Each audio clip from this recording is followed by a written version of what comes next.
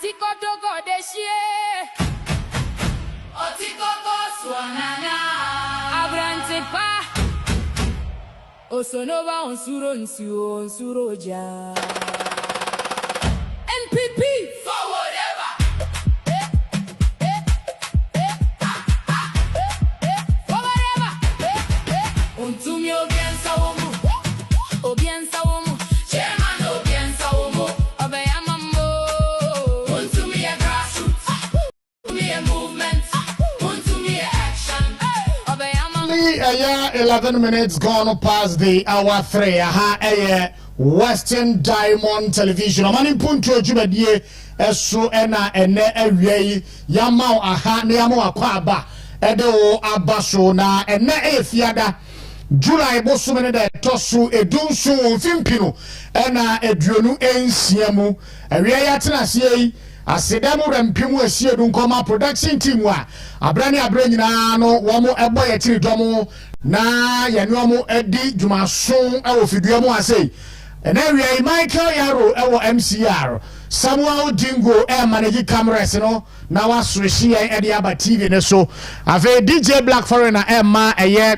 team no moral support midi edi Osikani Frimpong Manso adaroma Frimpong kozi se no nsia ebebo no sene ya na abra nyina no ena wie nsu ya sere kan ho na yempagya nkomo a eba be bie wonti ase aniwa na watimi ehunu no wa appreciate se aban bi baaye na se yede eye aban wodo na aban nyina no performance egu apaso a ndeye ene record no etre pefe se ene from 1992 ba beduru ye 2024 no aban wa perform pa in terms of a physical infrastructure project, capital intensive infrastructure project and you and I know already say His Excellency Nana Danko Akufo-Addo and Dr. Alhaji Mahmoud Bawumia by if you want to me I demand penufo ni mienu no and nay and abapa woma ban ne so ye no menu mienu ye da so te eye abani bi edia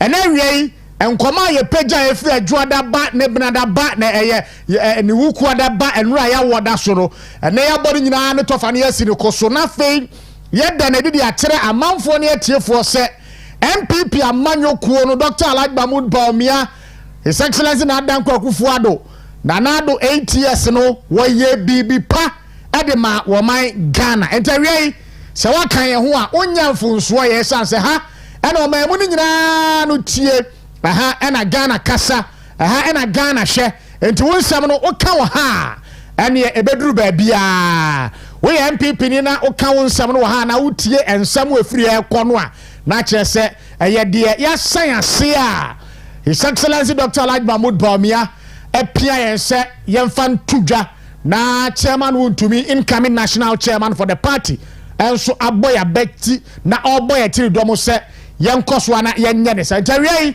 yada obibia ase for WhatsApp and a text a join conversation no 0248071174 0248071174 yen text and a WhatsApp lines no and a media tudwa no we are live this afternoon on all our social media platforms. We do Facebook Western Diamond TV live. We do an hour like page no.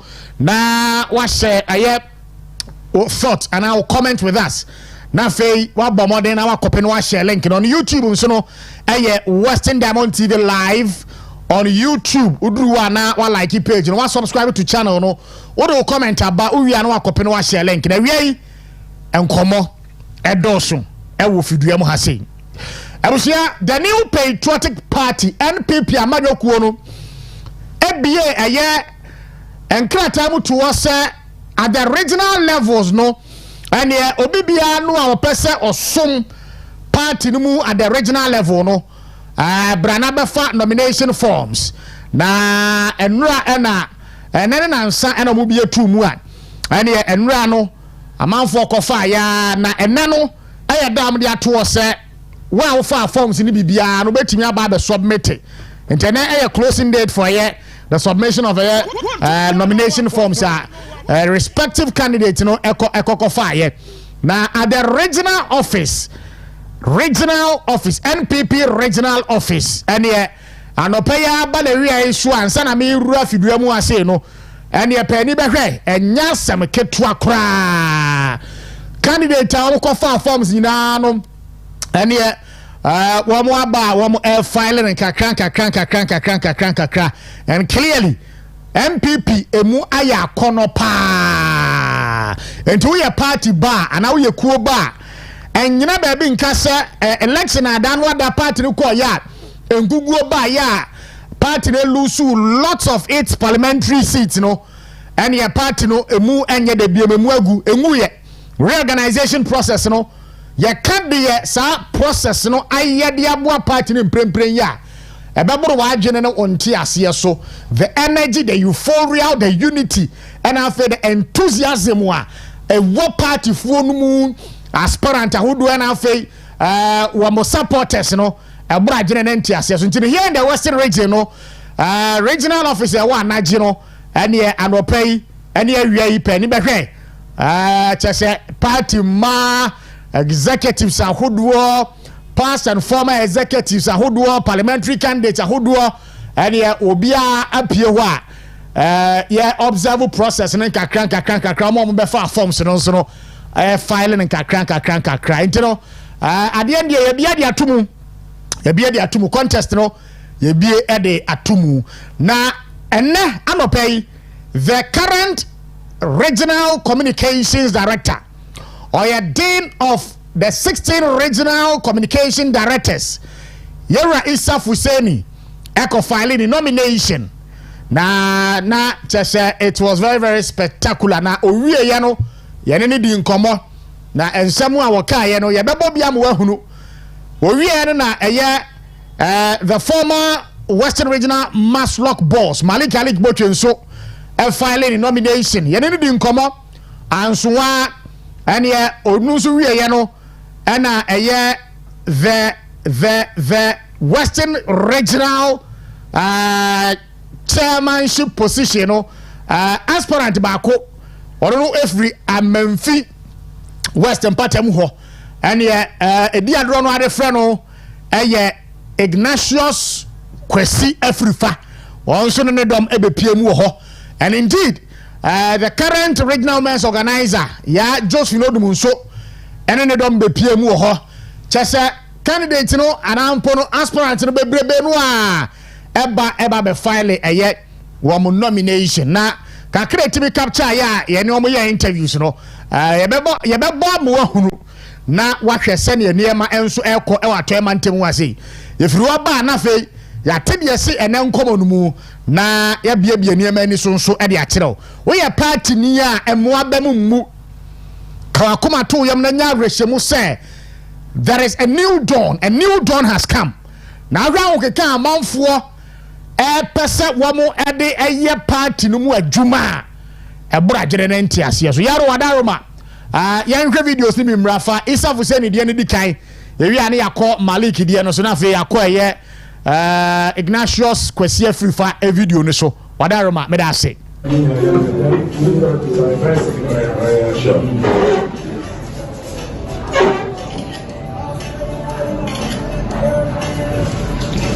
That's it. Let's have it to forms. Let's have it to forms. Ma abu na no. Buzabo.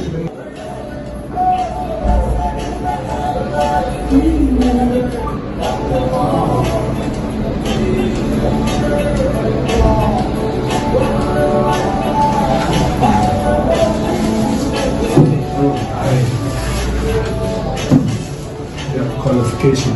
Yeah. To create what just right. We are BSMDs on that part.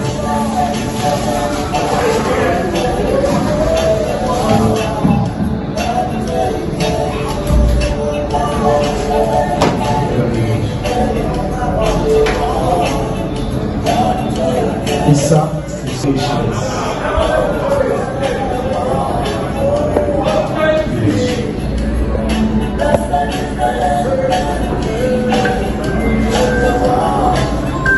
Original is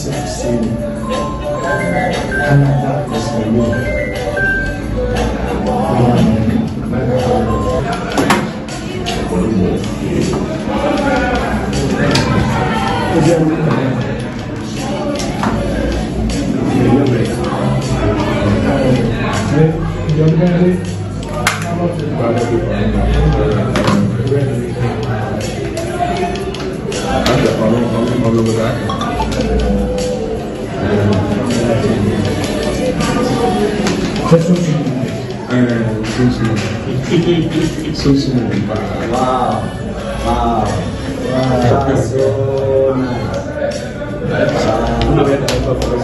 That's a design shoe.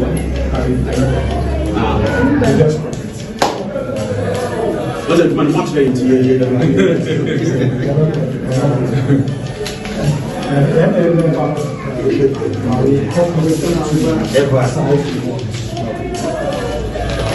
Obaya kama sinesi ya washing the young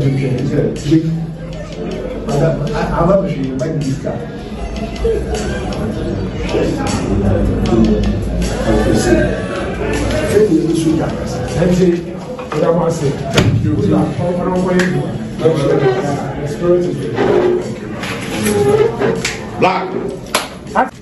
That sounded Baba fine. The reason why I submit myself to serve as a regional communication director, on the your party here say we are in opposition and we need a vibrant communication. Communication no more issue. Said the every year you be to a fight na you to me to me NDC for. Now me give to say ejuma made for the past years na no minimum the terrain of Western region. Minimum projects are here ever Western region hanging minimum communication ma sua bebre every communication.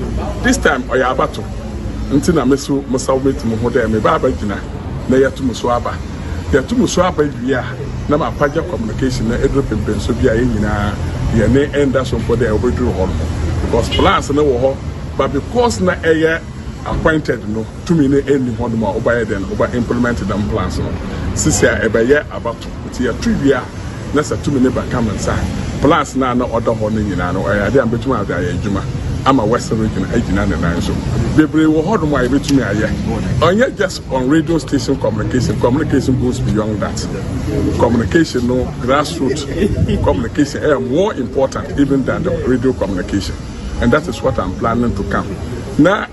Ya external communication other polling station communicators no be trained na ye nyina ya utilize them kofono na yetuma edi nkunim 2028 nti that is the reason why makasa motumo ho si for say me pede emboa Western. Yeah, national a very big platform now, so who serve as a regional communication director who here say who serve constituency and as a region first nasa who ye nasa medina do national etumo ekoho but few people na yetumo edwana and as a select one there where them one corner communicate at the national level. Me a part of the few people I selected or more say young communicate at the national level. It shows the quality that is in me, and I feel there Mankasano Western region I said maybe can serve we have first and Sana Matun and among Aqua beautiful until Namutum esi ho and yet they baba gi position na bodo but Juma no over ho there ya tu ya musu say ya communication no enye adebia ya ba gi na da akoto baby, and that is why communication is a full-time job or a part-time job. Time be able for Biaro, Obanya Kwan, and also Obanya Akunya, now Otume Esevo party. Until I'm so to me, as was said, me best every Western region Hano. National day, Miss Giddy said that you're going to look, but for now, dear, or my answer Western region. Delegates, Mr. Muslim for Isafase, me the Mohu is say me baba serve communication. Onye dem me ba na wa serve me. Today most of them no one aye juma da. Omonim ma ho keka. Omonim juma dina me ye me dem party no. Me ba mo na so na ma basra mo. Tumi ya mo de ba ma me ama communication na me tumi paja communication no. Ono na me sra efim ho. Una mo ya wana wasi hini wana watu hini. Na me give say this time round mo tumu ho so say mo tumu so abayi.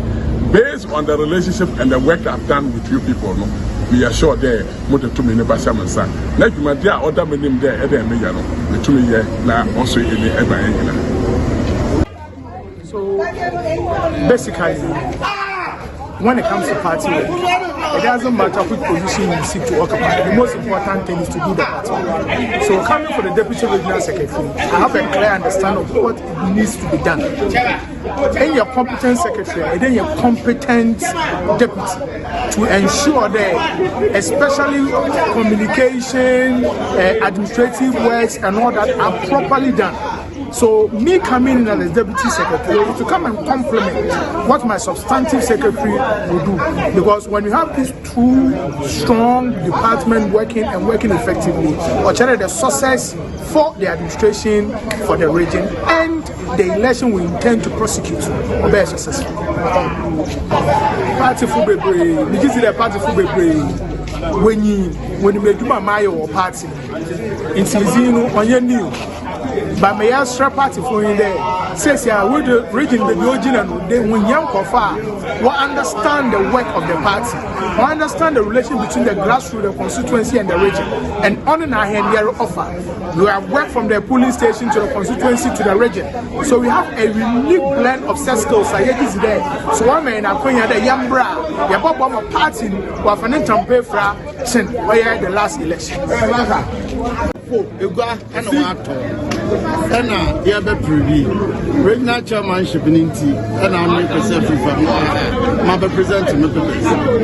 There, Oman Mpuntuo, Namra, Regional Chairman, Namin lead reorganization of the party for Western Region. Then I delegate that chairmanship here. When are we a leader of the region? It's with a monetary background, monetary competency, the managerial skill, the leadership skill, are culminating in a lot of things. My as candidate from MP as a business leader, as political leader, as a youth leader, as a philanthropist. I've been a lion from 2003, over 23 to 24 years, doing community service. My whole life is serving the community. I think about service and I think about my life as everyone. I'm here to lead MPP to victory to 2028.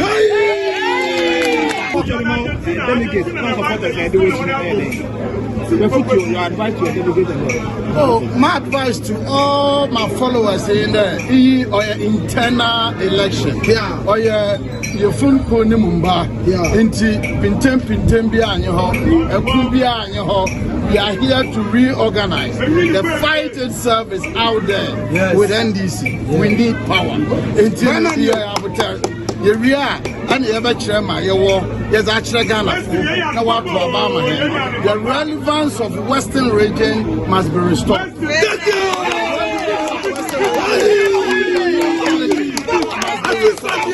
That is what I'm doing. Make Western region a symbolic region. Thank you. For MPP again. Thank you. Kwasi Afrifa to submit my form to be screened to become the regional chairman of MPP. I'm here to present myself to lead the reorganization of the party. That is why I'm here. Why must delegate vote for you? Oh, delegate must look at me, my personality, my life journey. As a young man in Takoradi from Accra, Amenfi West, having lived and done everything in my life in the Western region and working here, employing people in currently near Oshetiano Ignatius Kwesi Afrifa or contesting to be the next Western Regional Chairman for the new Patriotic Party. Ya we seen well. Nya wasa ase awo ye nya me nton supangu so madana delegator e wo MPP mu ato emantemu ase nso no abato no duru so a wo mo enkai no minim pa se obeye a very rigorous campaign obetachi base na wakọ constituency ahodo ni nyina mu a wato emantemu ase na wahia delegate wo ho na waka ne message no enso e de akere wo mo sa nso e na e wa rehye se ni bia nso be yie e de ama all the aspiring candidates ni nyina ntino that is it anopay awiei ewo eye the Western Regional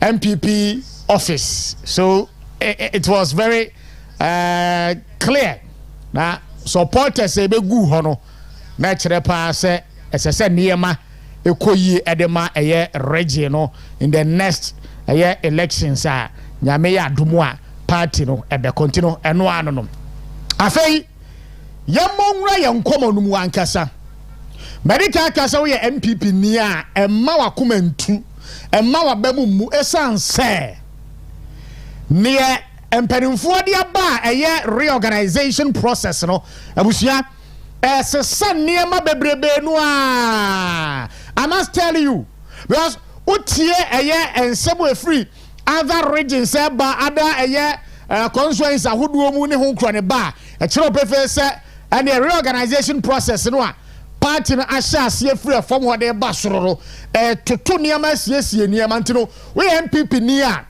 mpefe by September there and na national executive elections no party no aye na afei often constituencies no so no na party no I elect a parliamentary candidate no na by latest by November mo de na sitting MPs so no on constituencies awodo no so no party no I elect a PCC o nyina na afei next year January no Dr. Like Mahmoud Bawumia kasa besi fom na fei executives ahodo ni nyina no aka ne ho ene e fom wadwuma ene sese party babia no ede se na adwene mu ne tirimu se esese woye na fom adwuma no ye hya ase de afri ha enti over the past months no Ardanko Akufo-Addo Dr. Like Mahmoud Bawumia modern bombe boye ene from 2017 ba besi 2024 no ye nya daje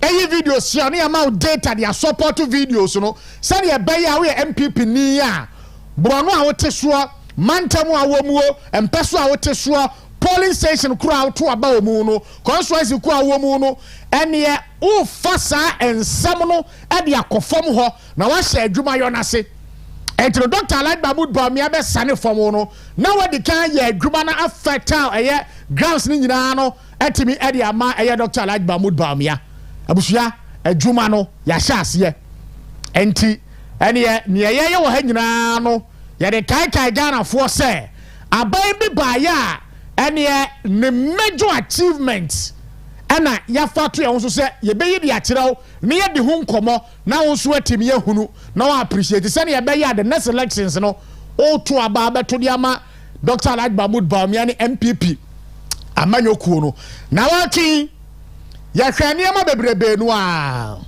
isi ya ya dwe se fie da bia no ye be recap eniema wodo a ye di hu nkomo infrastructure project awodo a na Adanko Akufo-Addo abreso de ba ya ye tibi di hu nkomo enti no free juada ba ebna da ba ukuada ba ya woda na fie da no ye sini nyina ne koso na wonso atimi ye hunu de ye na wotwe ni nyina enti ajuada ye hwe roads infrastructure na roads infrastructure no you delve deep into interchanges and clearly interchanges you know you can't tell say a comparative analysis pa dia abusia and your MPP amanyokuo no and etimi are building more interchanges than any government and they are yeka say wabetena eye Oman Ghana konwa ne so enti no yes a comparative analysis no between 2009 to 2016 no Prof Mills led government and year 2012 or 2011 said na Ora Mahama beto aso everybody go see 2016 no they were able to construct 5 interchanges in Nkrumah Circle Dubai no afi Ring Road flyover Kasua interchange Gifford Road and afi Airport Hills. So these are on record the number of interchanges are Adjuada no yedi hu nkomo a kire say NDC aban no 8 years Prof Mills ebabesi Ora Mahama 2016 no these were the number of interchanges are what were to be constructed yet. Now you move to a year from 2009 to 20 a year from 2017 to 2024 Adanko Akufo-Addo and Dr. Like Mahmoud Bawumia ebeti no man akonya kese no so they were able to complete Pokwase interchange initially no na abandada no aye contract na dey ato de ada say and the Pokwase no should be a 2-tier interchange na danko agufo ad na ba ya obepeja mu renegotiation may peja mu de call 4-tier interchange and the obi say the biggest in West Africa udnam swat him say yes interchange ni adanko akufo ad adaroma wo wie under his tenure Temamoto way interchange phase 1 was completed under adanko akufo ad's tenure obechebi lamte interchange phases 1 and 2 adanko akufo ad wie Tamale interchange adanko akufo ad wie is Legon underpass nanado ewie Suhum interchange nanado ewie Nungwa interchange okono na egusu a ekoso ajenga do de no so no okono na egusu a ekoso PTC interchange okono na egusu a ekoso fly over ana flower port interchange 2024 adanko akufo ad etimi wie e commission here Bombaria Dawenya Pram and afei Savannah interchanges no na egusu a ekoso ntino these are the number of interchanges from 2017 to 2024 no NPP abaya na adanko akufo ado eda no na Dr. Alhaji Mahmoud Bawumia ebo na chiri domo no etimi e construct ye eba no the number of kilometers of road networks and ye na bebrebe no ebusua dano medika chao se na adanko akufo ado pe any abaya wa ba Fourth Republic imu wa construct a whole number of road projects eti ekani nyina bomu a nanado and Dr. Alhaji Mahmoud Bawumia wo some 13,624 kilometers of road networks to their credit.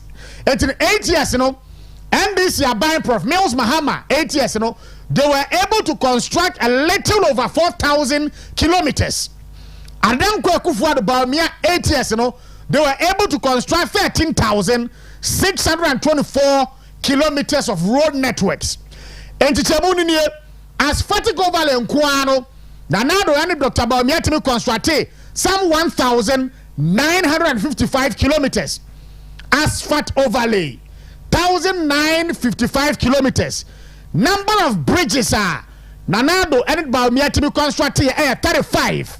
Afei new construction. Sebia bomu kwan bi da baby nanya ka kwan na yeji ka kwan dia tumuno adanko akufo ado aban etimi hweye ema ye construct 673.27 kilometers graveling and a graveling some 6,185.90 kilometers upgrading and a resurfacing upgrading and a surfacing 2,538.40 kilometers about resealing some 101.02 kilometers and a abandoned to me a constructed partial reconstruction nanado and Bawumia by a year 231.90 kilometers and in all you carrying now bomwa and your arrival at 13,624 kilometers way a record adanko akufo ado Dr. Alhaji Mahmoud Bawumia by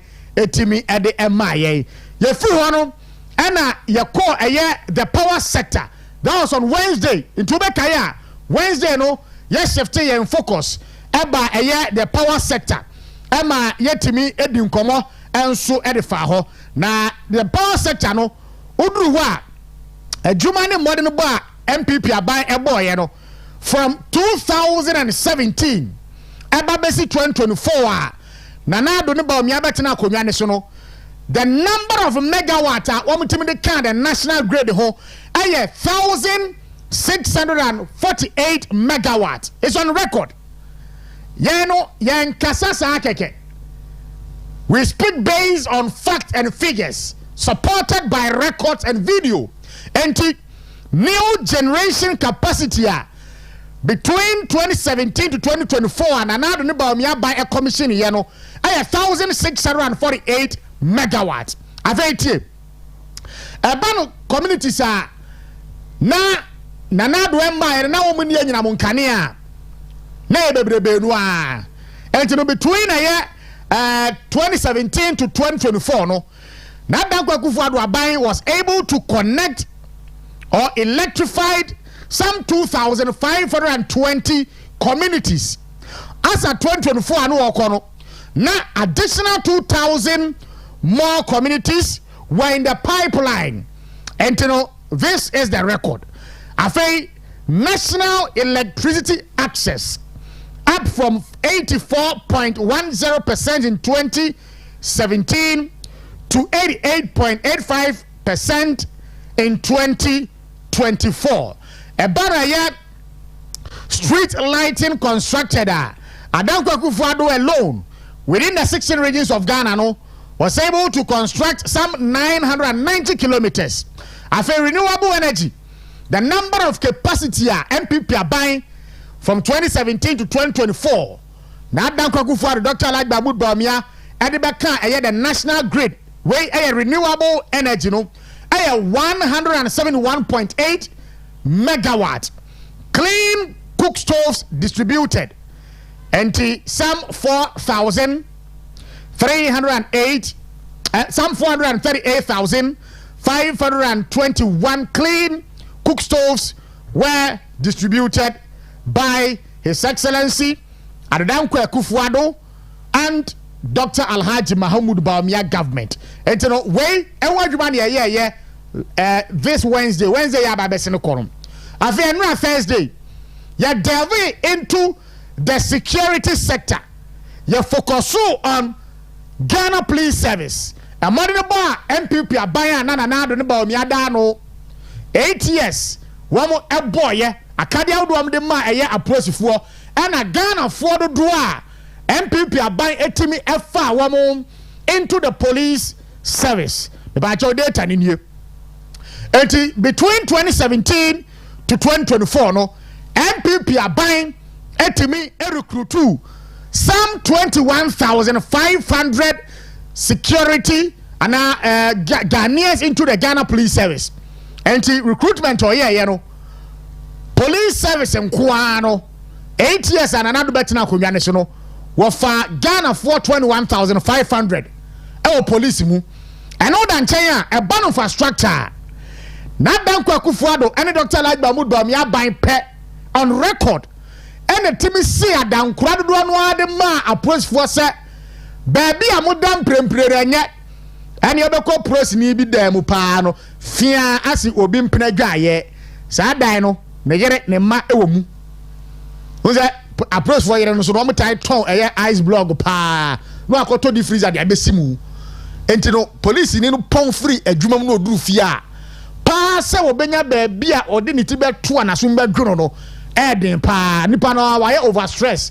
You can imagine a juma walk kwajumu akwakoye MPP aban pe and a green crack kan hunu say as a say sisia danya papa e de ma approachfo entino by a year 2024 and anado ebeko no na wamwetimi constructed some 320 housing units at Tesano at the Ghana Police Service and so Udru kwa benyansu abanda dan to be constructed 504 housing units at the Ghana Police Service. Abusia we a monumental achievement e da ho a record there say MPP ni bia wo hweme and awie epic sa data we fa ko fam ho na kire mu kire wo mo obro no ne so no adwuma no e ho na hye ase di free afetie anso a banner equipment and vehicles Kadia approach for the Juma between 2017 and 2024 Adanko Akufo-Addo buying etimi Emma Ghana Police Service 1,854 vehicles and to assign Kwana Nado buying 8 years wetimi to Edema Ghana Police Service 1,854 after motorbikes do one wa to 3,954. Aveti MPP aban pere buy obetimi beto helicopters miensa edema Ghana Police Service aban bi eniho for the public yimu aban akọ ebida so te so mprempren chese emma obi adwunumu se aprosifuo no esese yesom kena na womutimi ye adwuma no yie ntino ene yetimi ennam wiemu udura America womo edi we no planning nam wiemu saa na baby a womo di bore no womo capturing saa eno abi na nanado de ba Ghana ha wotimi procure 3 brand new state of the art helicopters edema Ghana Police Service. Afei MPP Abai was able to install some 11,000 cameras for monitoring and surveillance. And you know, security sector, Ghana Police Service specifically, way a juma, Ghana done MPP Abai, etimi ye. Afei yanko videos in so ya boni nyina no boa ye be yidi akyerɛw based on free juada eba bnada ukuoda eba nraya woda adwuma ya project nanado ne baomia adwuma ene ye ba be yiso edi akyerɛw no etino wadare makan ho live on Facebook no Western Diamond TV, YouTube nso Western Diamond TV live join ye na yenko yaro wadare ma yan sha se na rolu ya.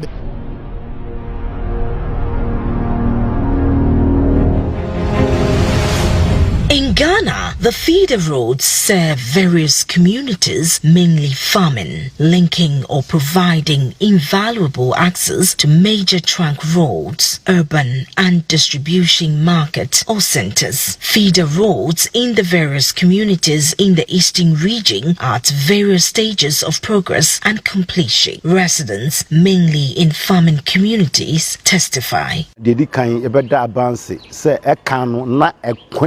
Na etie no na enye nsuo to aka ntimi mba na beba so a na ese kwana enye kra beyond repairable but asidanka yakopon say aban nam ditumi so abaye kwan ama se no ekwan ye beka ebi free enkokọ ebesen fa ekọ ebitifi ene nkuru akeka ho ama ennuane a aka erem nyina no yetumi fa ekwan so edekọ nti ye beka aboyen bebre.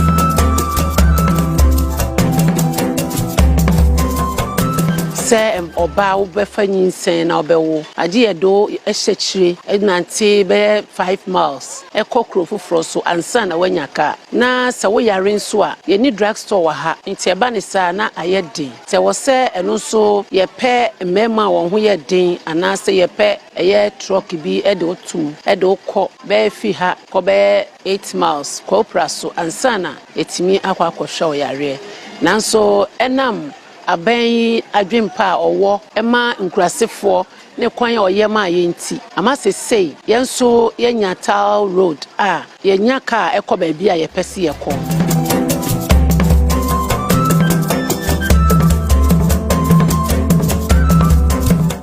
tamane yenye kwan de nukureni asa ka asɛmniti na yewre ho pa ade kyese ukofa bibi kura frefu mba kama ha ana obi kura ba beto ama etire adwuma ye nyina nkyese esai kwa se obetu kwan a ne ya nante be ya tema ase firi kofi nyina na yakotafo ya nwumre ye nyaka ekwan ya bo pa me kasla stembi twanhwe be ye mfie be ya mmiananie ya no from what for yan kwa divert kwan fanwuna be ya wa ma ne ka kwa ne kama se de kwan de efiri tafo e ba kofi nyina de o aban de da na sepa o ne mpe o ma ya de nyame mo mo ba so se de ka na mo so hwe ye ni ha bia bi o e kwan so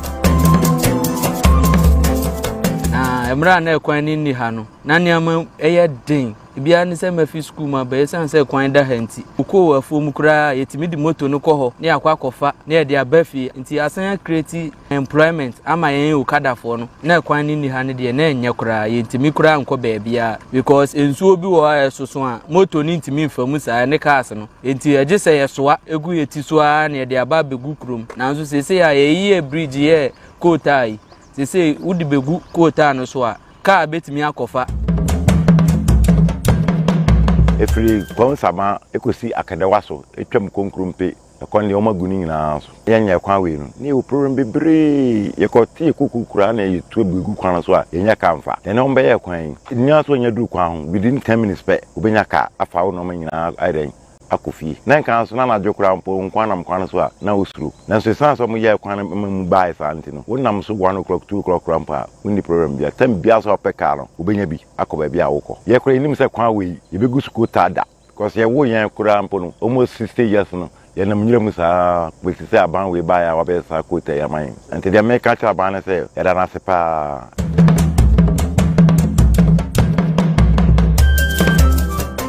Ekwan say kra potholes efi Akofodua kwadukrum nyina potholes. Aba bebre aba. O my fe. Nti na kwai na chesa ase kura. Onya mecha de MPP aban bae. No se o me kwai amai. Pani ampa audio say oyo waye. Jote ha asama ha ekolakpa na na benyi ni nyina wa gusukota. Fine amai. Yada nasi.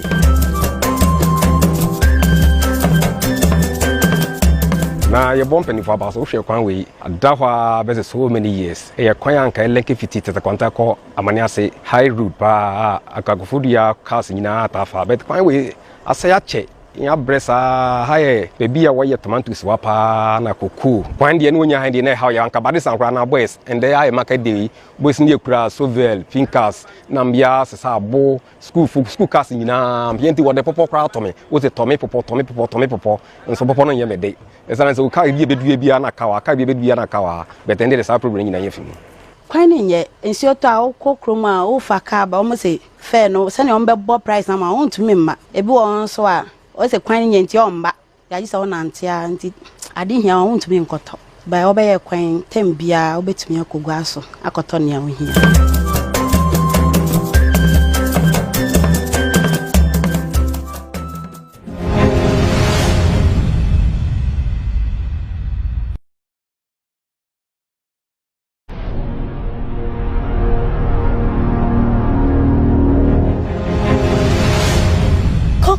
Plays a key role in the development of the Ghanaian economy. It provides opportunities for livelihoods for producers, marketers, and industrialists. One of its major challenges over the years has been carting the produce from the major collection points in the hinterlands to the distribution centers. As a major stakeholder in the process, the Ghana Cocoa Board provides various support, mainly funding of roads construction from various farming communities to the collection points. Currently, over 280 cocoa roads have been earmarked for construction and rehabilitation by the Ministry of Roads and Highways through the Department of Feeder Roads and the Ghana Highways Authority.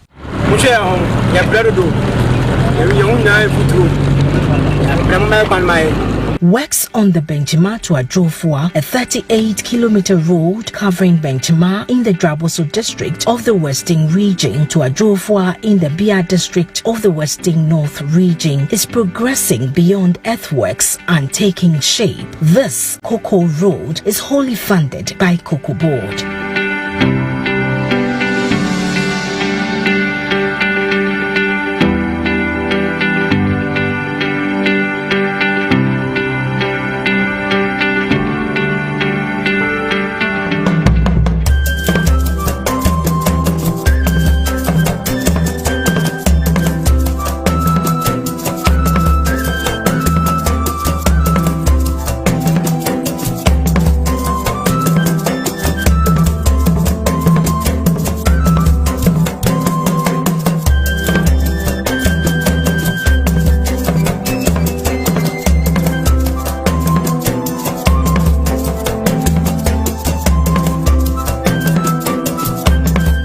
The Takoradi to Dambai Road in the Oti region, also aptly tagged Cocoa Road, has recently been satisfactorily completed. We were awarded this project in 2016 to construct Lot 2 of Takoradi to Dambai, approximately 27 kilometers.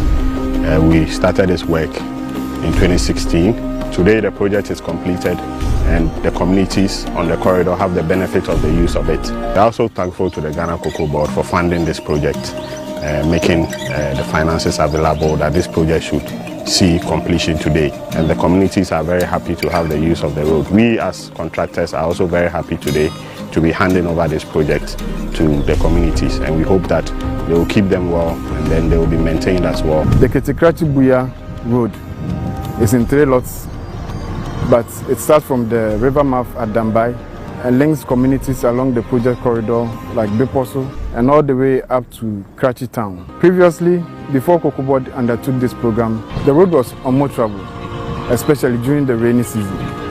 And the travel times that vehicles made, especially commuting from the river mouth, that's Dambai, to the Krachi town, were quite significant.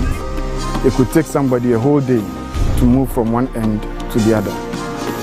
With the intervention that Cocoa Board undertook in upgrading the existing road as it was back then, and then the spare parts that they used to buy as they commute between the river mouth, that's Dambai, to the Kratchi town, has drastically reduced to the benefit of the road users, the drivers, and other road commuters as well. People are able to move about their businesses because now there's a certain change that Cocoa Board has brought into their life. And we wish to thank the Cocoa Board management for this intervention for the people of this area or community. It has really helped them improving their livelihoods and also enhancing their various socio-economic activities. Enka neno yelodia be free panda konsuano otimi dibe 3 hours 4 hours na endro ye basese ade etu a be 1 hour and answer 45 minutes kra na ya duro nsuano enti kwan no yebeda Ghana Oman Mpuntuo ase ene Cocoa Board for asset somehow abe sadumo. The Cape Coast Trifuprasu Road has also been completed with road finishes. I want to thank Cocoa Board for the initiation of this project. It's a very important road. And this road takes us from Cape Coast to Trifuprasu. And at Trifuprasu can then go to Dunkwao. That's entering the N10 or going to Asimfosu. It's a very economically important road, and I want to thank them for the initiation and their goodwill to finance the project. Cocoa Board provided funding. This is one of the major interventions by Cocoa Board in the major cocoa growing areas to make sure that cocoa from the hinterland is brought over to the taking over centers. And in that regard, we aim at achieving about 1 million metric tons.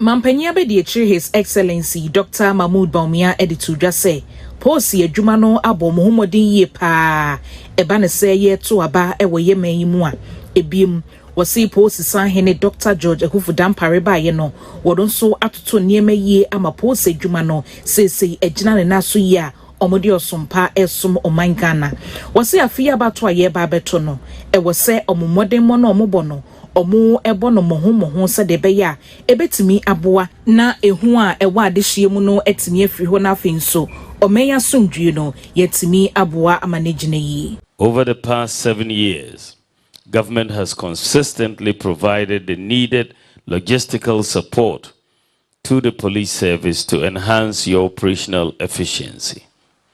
Vehicles have been procured in their hundreds, thousands of motorbikes, protective equipment, among several other logistical support have been extended to the service. This has been evident in the increased police visibility in our communities and improved response to crime and other law and order situations. I wish to commend the IGP, the members of the Police Management Board, and all officers and men for executing these initiatives under the police transformation agenda.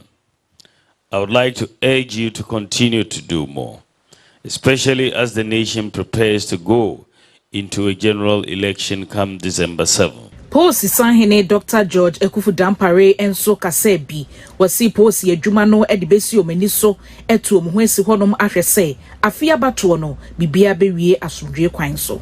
We the police and the rest of the security agencies working in concert under the National Election Security Task Force will do our utmost best, working once again with all other stakeholders to ensure that this year's election will be peaceful and the country will continue to be seen as a trailblazer for the rest of the continent and beyond. So we want to organize, just do your part and be assured that there will be peace, because we will go all out to ensure that there is peace. Nekrakra no ena Mampanya Bediachi His Excellency Dr. Mahmoud Baumia efsheye ema Ghana Police Shop no omu ebi ano Sa shop yi na posifo ebekọ akwakoto omo uniform ene niema hodo a ebebo adwuma na omo eye no.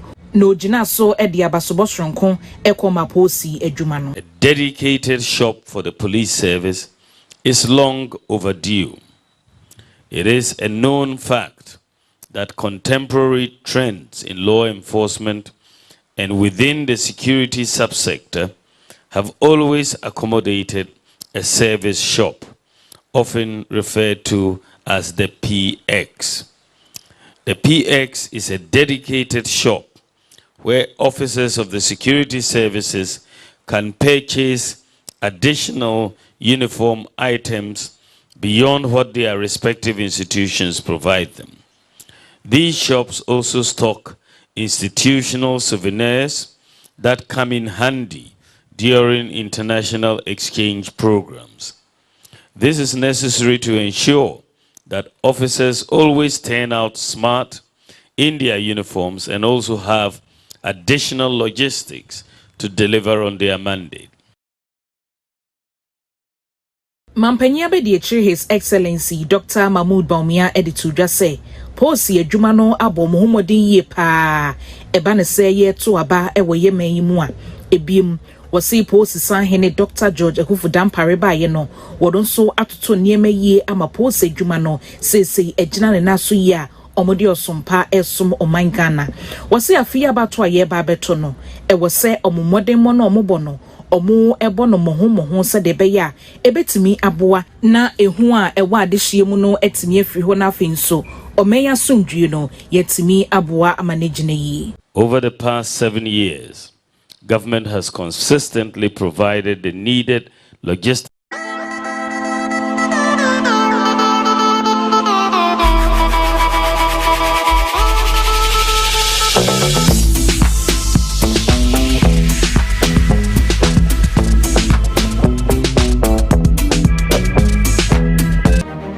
Welcome to a historic moment for Ghana. Today, President Nana Addo Dankwa Akufo-Addo officially commissioned the Flower Pot Interchange, one of the most transformative projects in Accra's roads network. This isn't just another flyover, it's a symbol of progress, innovation, and what infrastructure can mean for our daily lives. Join me as we explore this incredible development, its feature, its impact, and what it means for Ghana's future.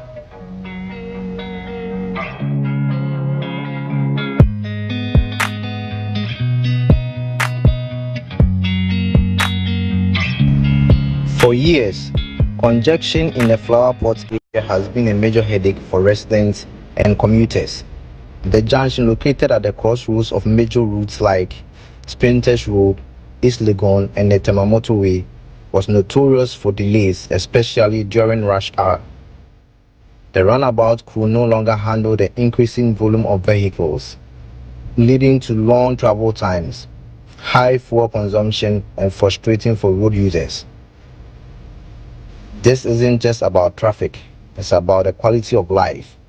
Residents of cantonments, Burma Camp, East Legon, and beyond have been waiting for a solution. And today, we celebrate that solution, the Flower Pot Interchange.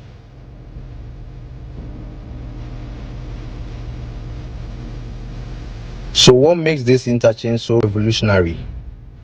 Let's take a closer look at its standout features. First, the centerpiece, an 802-meter dual carriageway viaduct with asphalted concrete surfacing. This structure is built to last, ensuring smooth and durable travel for years to come. Next, we have two essential ramps. The first, a 140-meter ramp, directs traffic from Shiashi into the viaduct heading towards Airport Hills. The second, an 80-meter ramp, channels vehicles from the viaduct onto the Temamoto Way. Together, these ramps streamline movements, making commuting easier and faster. The Flower Pot runabout and its approaches have been completely redesigned to improve flow. A new road passes through the old East Legon Tunnel, linking areas like Cantonments and Gifford Road seamlessly. An additional 200 meters of road was added to enhance connectivity. But it's not just for vehicles. Pedestrian safety was a priority too. Walkways line the flyover, ensuring everyone has a safe space to travel. The interchange also features modern road furniture, including street lights, road markings, and traffic signals.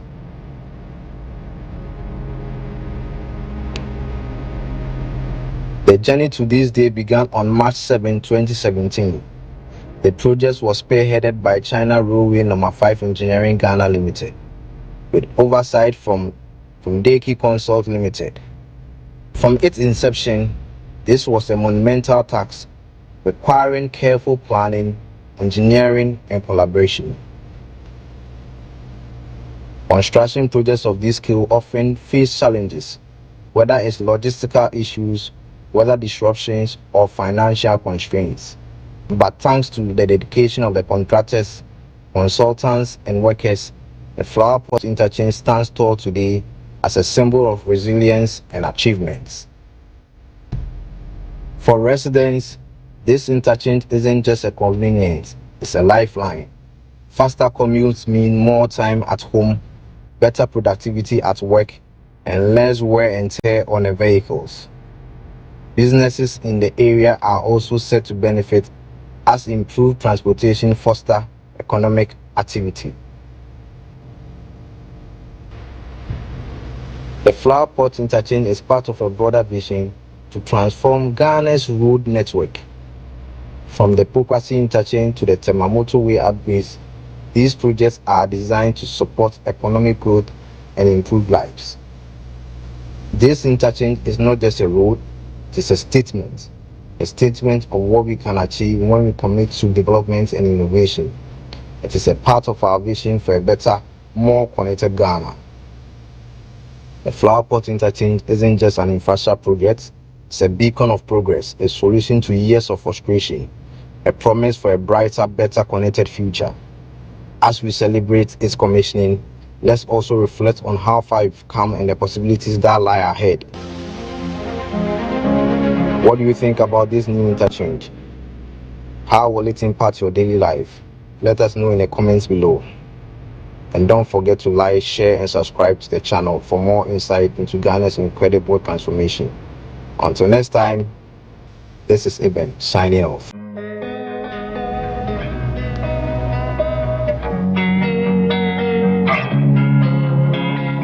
Losing time, I'm fading fast. I just wanna make it last. Try to let go of the past. I close my eyes, embrace the black. Sleepless nights and headaches stack. Restlessness to hell and back. What's my purpose? What do I grab? A slippery surface, a heart attack. And sometimes you just gotta believe there's something that'll give you relief. There's something that'll have what you need. What you need. We're broken, it's tragic. We're not all elastic, but maybe there's magic. Believe you could have it. And I know of sadness, the anxious and panic, the infinite vastness of all that is blackness.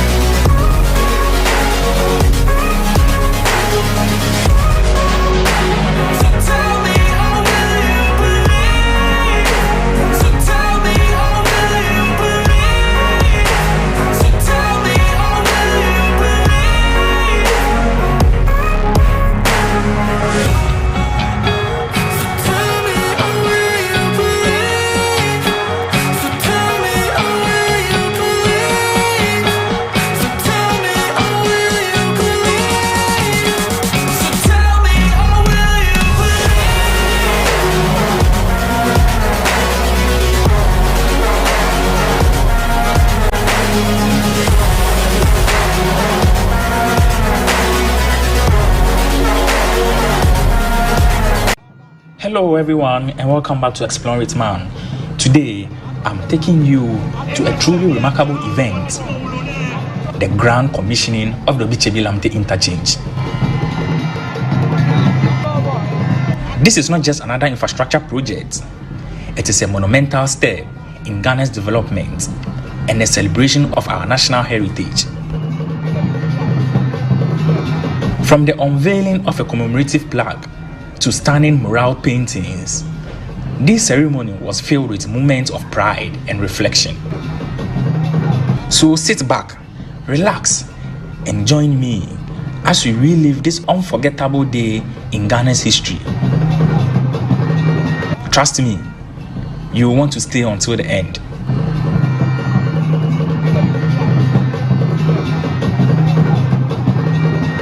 The event began with a palpable sense of excitement in the air.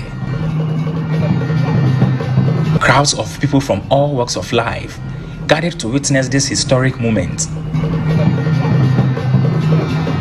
Among them were key dignitaries, including President Nana Addo Dankwa Akufo-Addo, members of government, and local leaders.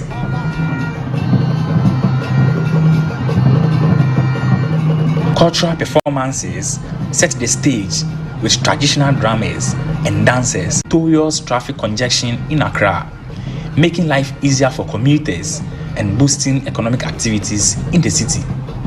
As we celebrate this achievement, I must emphasize that our infrastructure agenda is. It was a profound moment here, reminding everyone of the sacrifice made by our forebears for the freedom we enjoy today. His words were a call to action for all Ghanaians. He passionately urged Ghanaians to maintain and keep the interchange clean, stressing that such developments reflect the pride and dignity of our nation.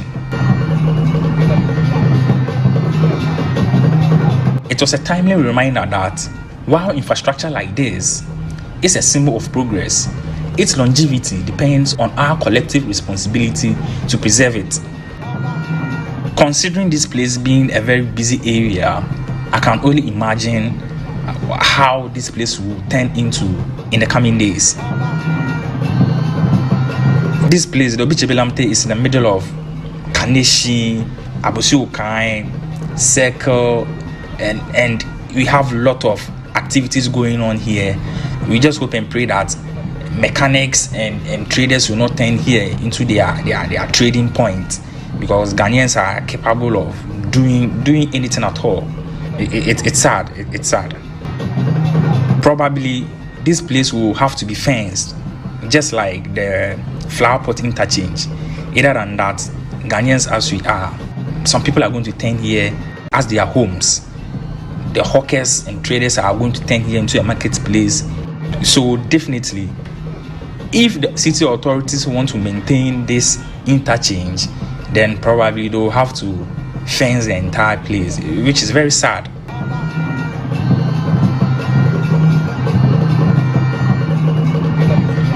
Adding a touch to artistry and cultural identity were the stunning mural paintings that adorn the interchange.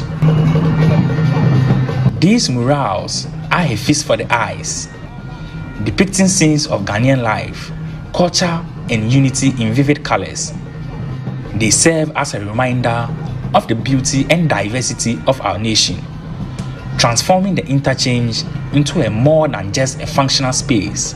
It's now a cultural landmark. And so, the commissioning of the Obichebi-Lamte interchange wasn't just about opening a new roadway. It was a celebration of progress, culture, and history. It was a moment to reflect on how far we've come as a nation and where we are headed. Thank you for joining me on this journey through one of Ghana's most transformative events. If you enjoyed this video, be sure to like, share, and subscribe to Explore It Man. And don't forget to leave a comment below.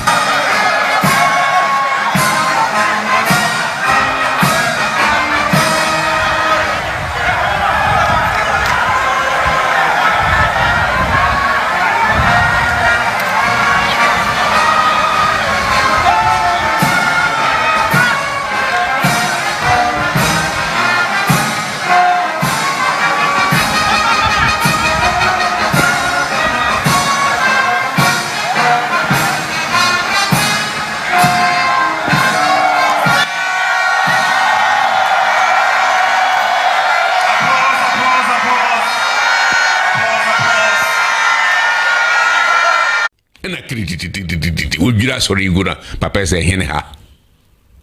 You need to check this out.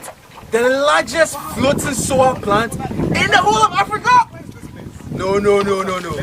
Guys, I'm going to show you the brain behind this project right here in Ghana, West Africa. Let's see.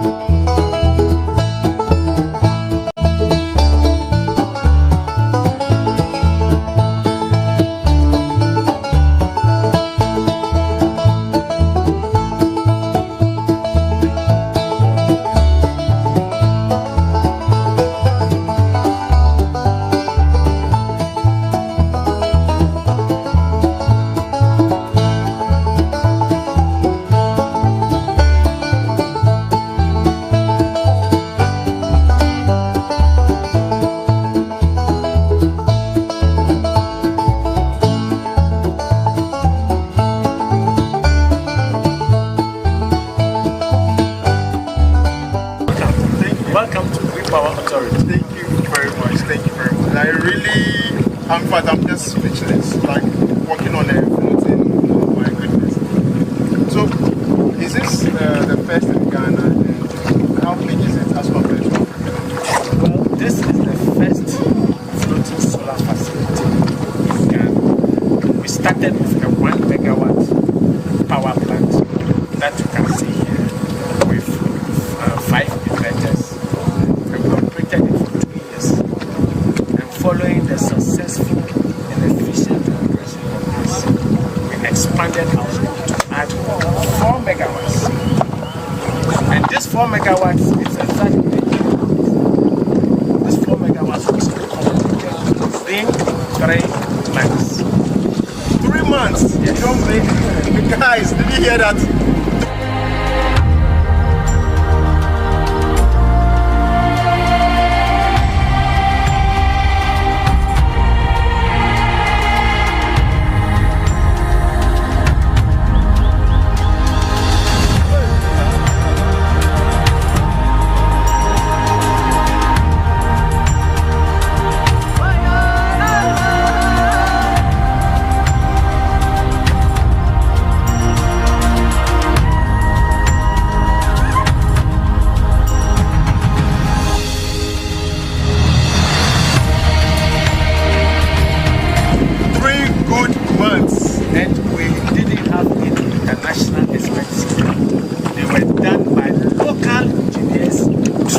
From our local universities, University, UNE, and the polytechnics. You don't say?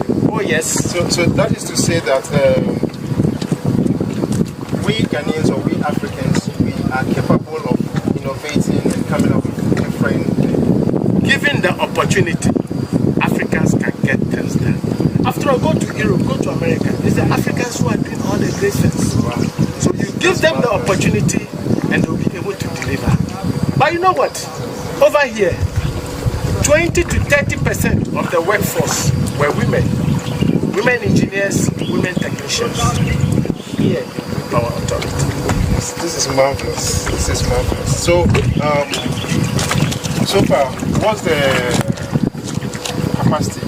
Even though you mentioned it, I'm talking in terms of like households. How many households? We generate 12 megawatt hours of power every day. Wow. The plant you see here is enough to power the whole of Kochi. Wow. That is the capacity we are thinking of. We are looking at.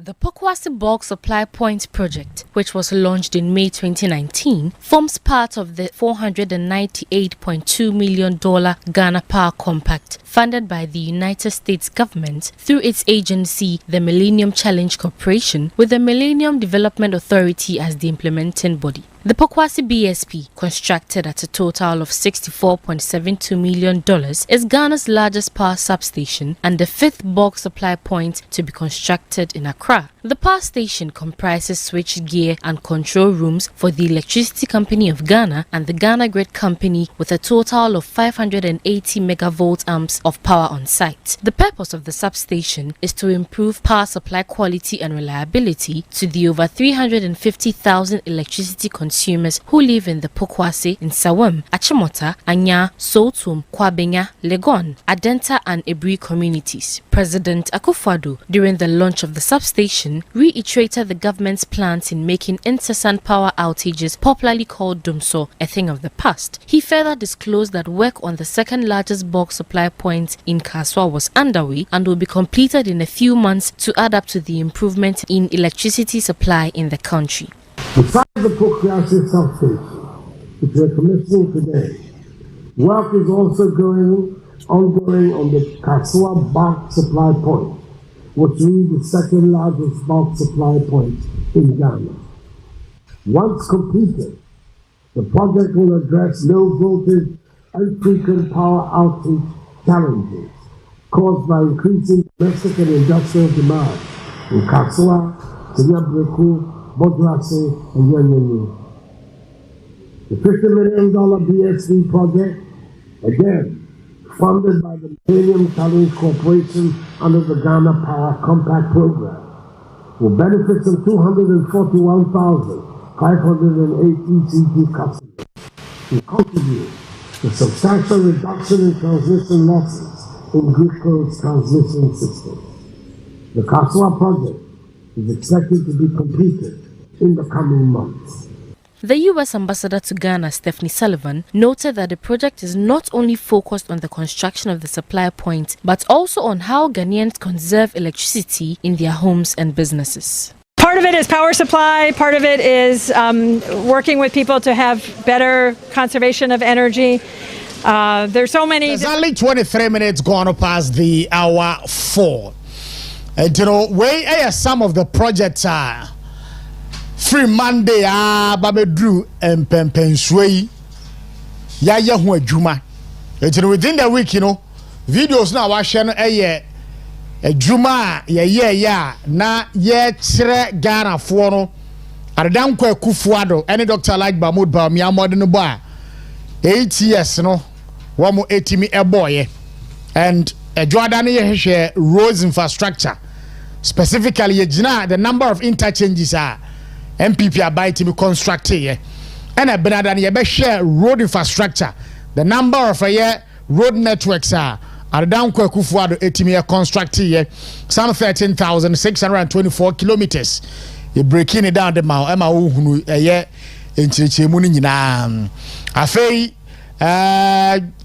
Ukwada, the power sector achievement of the Kufuado led Bawumia government, and clearly. Nanado etimi a day more, I think over 1,624 a year megawatt of a year power, and all the kind of national grid home renewable energy. So what the baby in one eka home and yet security sector, the achievement of the NPP government at the security sector. You focus on the Ghana Police Service.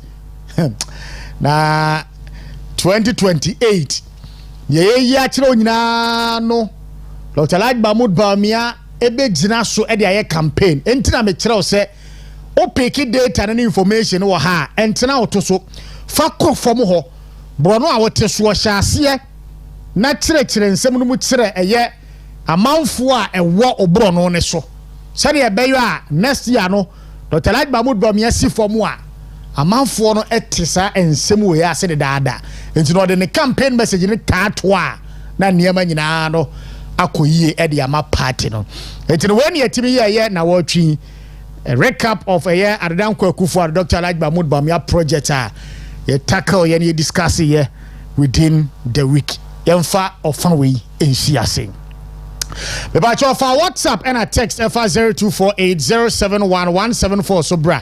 0248071174. So we are live this evening on all our social media platforms. On Facebook, Western Diamond TV Live, on YouTube also Western Diamond TV Live. Share your thoughts with us.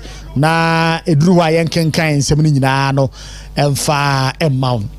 And okay, and the current Western Regional Communications Director for the party, Director Isa Fuseni, say enra ena okofa ne nomination form ena anopay okofa ile entino midru wa me hunu a me ndi nkom na mse ewie sese oba na yedi nkom esanse ya flow pa entino ya kasai the Western Regional Communications Director or Sanso akobiemu ofiase wono yen guest ene enwumre yankɔ ne yɛma na adwo ne yɛma na kwaba yɛnhyɛ yɛn nkɔmɔ twetwe na ase na fe yɛmpem enkuye ne mu data ma yɛmo adwo yɛmo akwaba etiefoɔ se wɔmo ɛte wonka wɔ yɛn fidie wei so akyɛ wɔmo ta hu pa wɔ enkran stations ahodo na ɛwɔ hɔ no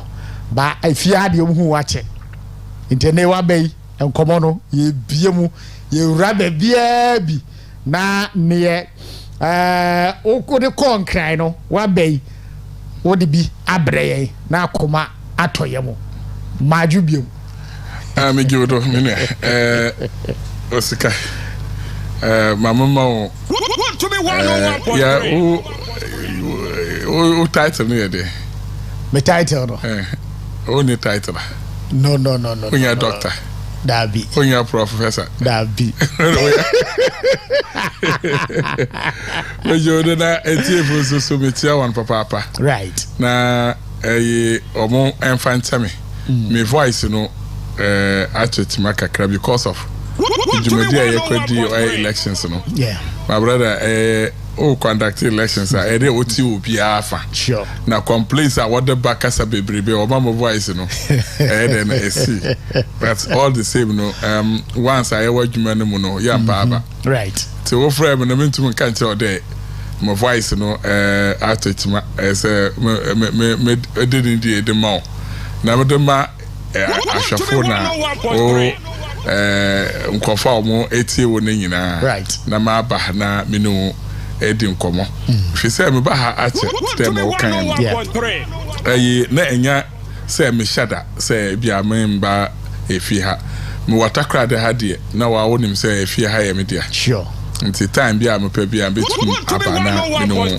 edi nkomo but once juma na ye no you need to upgrade yourself right nti me trifim kakra akwa school wala yesha communication ya ye idea obetumi amo a communication no aye improved na obaka onim de oka aye law sure nti me kwasua law kakra okay even though me yan this my final year I'm got to by December na me we good na say ma move to the professional one until for now na the mbachia West region for menim de o ma afi me na ejumade a oda ye nim no so oya critical nti say me eja bibia na ma badan na yetuma edi juma otidam to me bay no a check kakra be 1 month na mo Western region okay but na jumade a omode mama no say me make sure they about 2 aba from polling station to the consensus level na consensus a omode mama wasa is okay na mukodi juma na onim say ejuma yewu ma acha nti na won ti de bia emfri wasa east yeah cause ejuma ya no sa onya very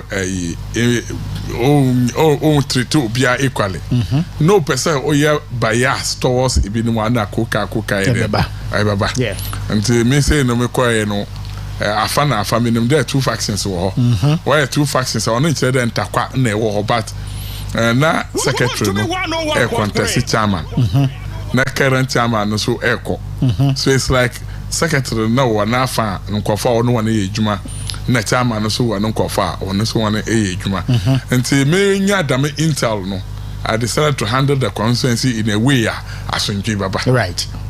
So the chairman couldn't have a problem with me, the secretary didn't have a problem with me. Okay. Because I dare me ye piano. Mama order hope fe. Kafra. Sorry.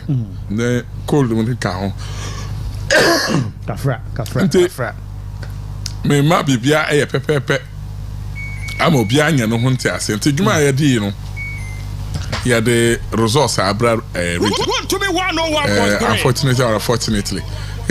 unfortunately on the chairman side, fortunately on the secretary side, secretary no emerge as a winner. Yeah, chairman Kasi. And on no was is chairman Kasi. I see. And how was the process? How has the process been so far? Knowing clearly said, baby, there are factions. Why when you partner, one a Juma, a Safata, Coca, where they are a beba. Minim pass what amount for be constituency there if you buy process not to say strategy ben out the year sa a year election no yeah asundwie Oscar onim I think the last 4 years to about strategically my original chairman positioned me at Elembele. He was aware the Elembele problem but the moko ho say mun solve a problem no.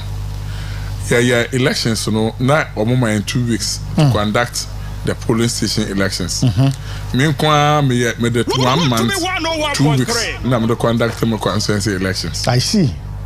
In Elembele. Okay. But me no na Elembele asunjwe aba fine. And takwa yaka ho asam na nyina na I say constituency no anumu then IQ. Because me do hormone so monim the terrain no na minim how adenete no osika strategy a odeba kwane say mama insist will be emfam obi. Okay. Mrana wodeba de yamfan yadwuma no o apply mrana obi anu ho anu bubafo. Etasa. Right. But so see o see edema bia onum say so ompene. Nti me what the motu was is the first thing I did was to call the chairman. Okay. Na mo kete chairman. What ma to chairman Kwachi. Okay. What do to consensus ho no mo say membra na me mo nya adwuma. Na ma mo pede me ya ne de. Minim de mu consensus ho no problem wo ho. And the electoral area this time round no mo essan abato no. Obako na on steering committee na atena form. Right. Na ahwe wana omusu enko abato na ya set committees no mo conduct elections electoral areas. Nti me create a platform no catch and create a platform. Na for army to platform no so. Na all consensus executives no for mo nyina to platform no so. And san and baba consensus ho no. That is how I want it to be. Na mo communicate through them. Okay. Secretary no chairman negitum na or constructed or no instructing no organizer the on creative platform no for executives nyina to platform no so to a model to platform na me ni ambata western region for na me da so wan kran na me catch on them we were meeting with them until time no sunya na me the WhatsApp call by na nyina meeting na me introduce mo ho edemom na me catch on the committees na almost say yeah, uncertain. Mo nyina nim opinion people are more consensus ho no a omo tumi adwuma na bi. Right. To mo fancy chairman nsa, na mo fancy secretary nsa, na mo fancy organizer nsa. Obi a onim obi wo consensus ho no a oya pass executive form ko elections piano on fa na di number platform no so. Okay. Na man kasa mun quality resource names no. Na mala menche electoral areas no fa madam nkofo no madam basa committees no memma consensus executive pian fa nsanka. Good. Names na mpe afimu ho. Ente bia aditin anapa. No what they will drop names no. Okay. So they drop the names. I've set up a table group them. I don't know the terrain very well. I only know the electoral, so I group them into groups 3. Then, the electoral areas in the chamom. Okay.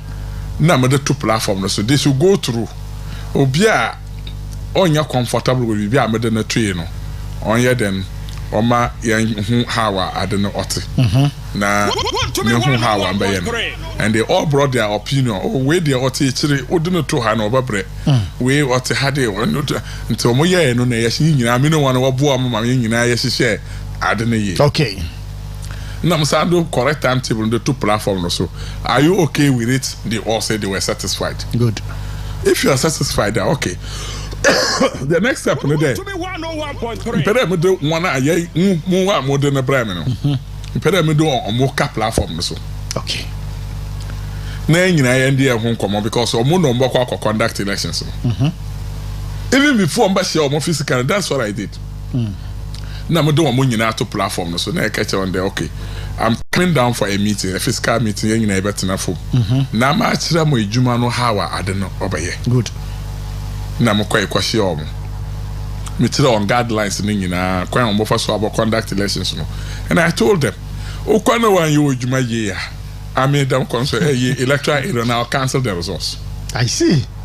And I want a feedback. Any problem you want, you feel you are facing, contact me. Na mo born and solve it. Good.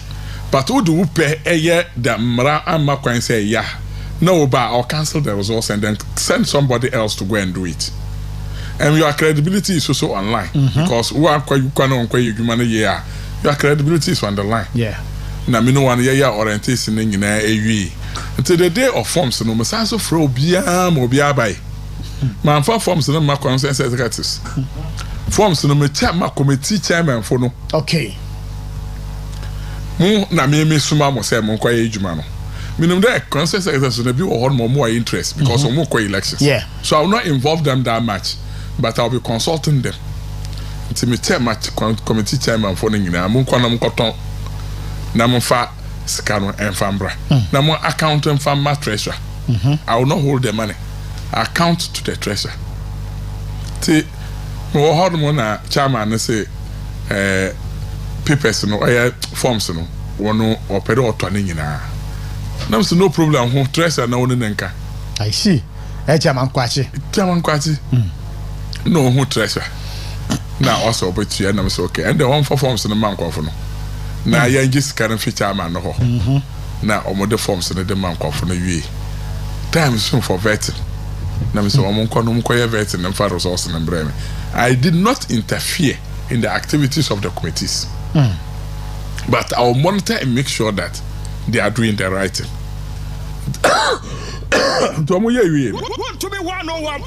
Omo edit results in about 2 times so you know.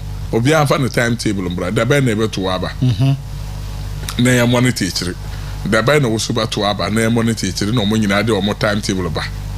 Na ya hwe ya di chiri okay o monitor hwe ha make sure the omo ye na nyina e te ye wie no na problem bi ewa nti ye wie na ye ba call electoral area no na we received 2 petitions, one from Atobiase and Ekotoase na ba ko Sophie Atobiase nti Ekotoase petition it say obi afa form na ne pako na offer form no want to about western region ha. I see. Also na about central region ba ko no so say the ought na about Ekotoase no ono offer form wa Ekotoase electoral area but on to na about Hodmo to na about Daboase. I see.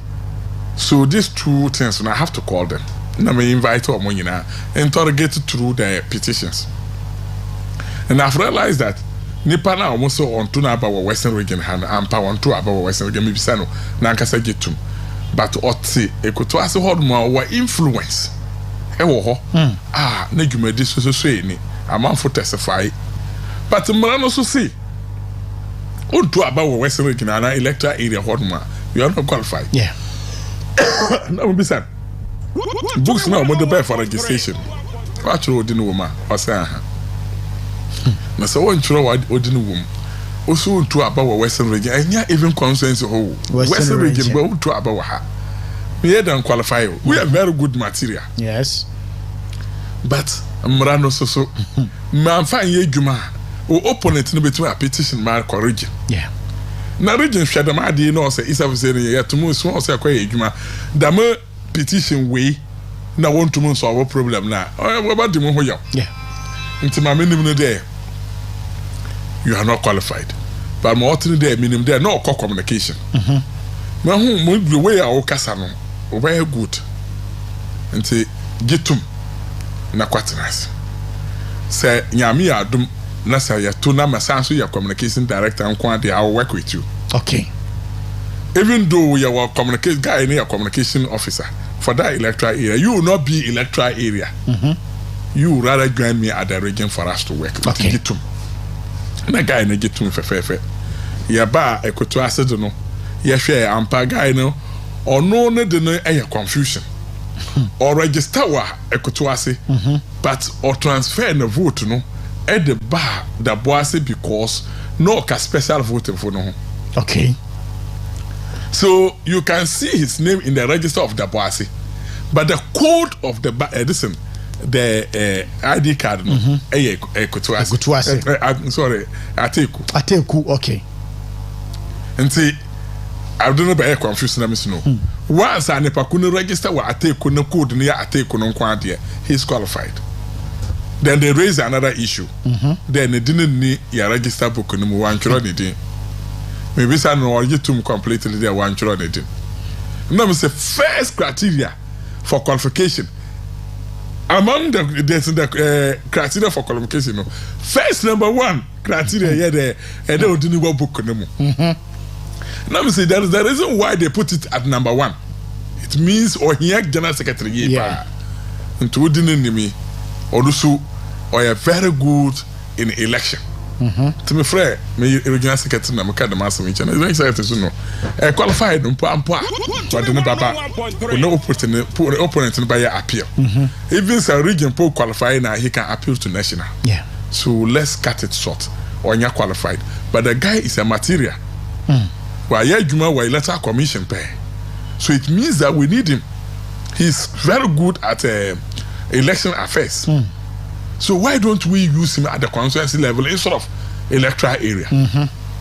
So I reasoned with that guy. Gitum onim the obaba issue. Ebia na o pro electoral area, but we to me abe constituency executive member. And to gitum me. I will make sure they influence the system for you to be appointed as election officer in the constituency. Once you have worked with electoral commission for so many years today, it means you know election issues. Yeah. Now you are used to a constituency level. Now okay, to catch him there. If possible, we can use him at the regional level. Oh, I see. So if you are good material, don't rush. Guy, so get him. Okay. Now you solve a problem no. Na ya koso ya electoral area elections no. Te ya ba verification no. We identify about 6 people who were not qualified. But 6 people no 4 people resigned from the polling station and contested at the electoral area. Okay. So when we contested the 2 no mo win. Now one of them resided the 2 then Lucy. Lucy I want to say for opposition na bio. Yeah. Na there strike 2 no. And I say police station area have 4 names na there strike a few because 4 names in every polling station. Aqua electoral area. And a 2 aqua winnie. And a 2 elusi. So 2 no, their names will be at the electoral area. Yes. But the polling station we need to strike out 4 names. Yeah. Not 2 so upon verification we realize that they don't vote in the constituency. But and I'm so frame no obia anya petition. And I say obia who secret no a petition. Okay. But through the verification on the voter register I won't say there come through. Na ye hu there them nipa to no monto abawa. Ba ko to abawa Shama. Na ba ko so to abawa Aguna Nkwanta. Okay. So these 2 people their names were also flagged. Na yenya ya good register. Ono na ye ko to aba Saturday a wa aba se no koi. Te to aba na wie no na ye ka na bibia no bia nya no ho nte ase se me my crop mania. We so say but and I like the way the new chairman is approaching. Chairman Kesi. He don't want any confusion. He wants them to unite as a body for the constituency. That is the most important thing. And you know, vetting time now, I told them all these things. Who we near, make sure you unite the party. But who loses, don't take it personal. Say my about to win because of that the party me Obandama party in the head and extra. You don't know what you get in future. Me because elections were if you have constituency. After me serving as constituency communication officer, and then 2012, another so I was serving 2 positions. The election officer at the same time electoral officer, election and research, communication and then the election and research. These 2 positions were combined. And to me, quality 2012 elections results in a friend saying Efian constituency together with Teacher Isa. So Teacher Isa. And then the current the former secretary for Nkrumah for Efian. He was friend of Nkrumah. He was the secretary then. So we did the job in 2012. Until we call elections after that as organizer. Efian Fantuama. I didn't say because Efian Fantuama then I decided to mobilize youth, form a group called Comprehensive. In 2016, I will play a major role. And to who say my group is very vibrant. Then V16 by. Na region for say, you who say Juma no ya dada, Basan na by Juma wa region. And they appointed me as a deputy V16 coordinator to Bruce Kofi Annan. Now, that was when I entered the region.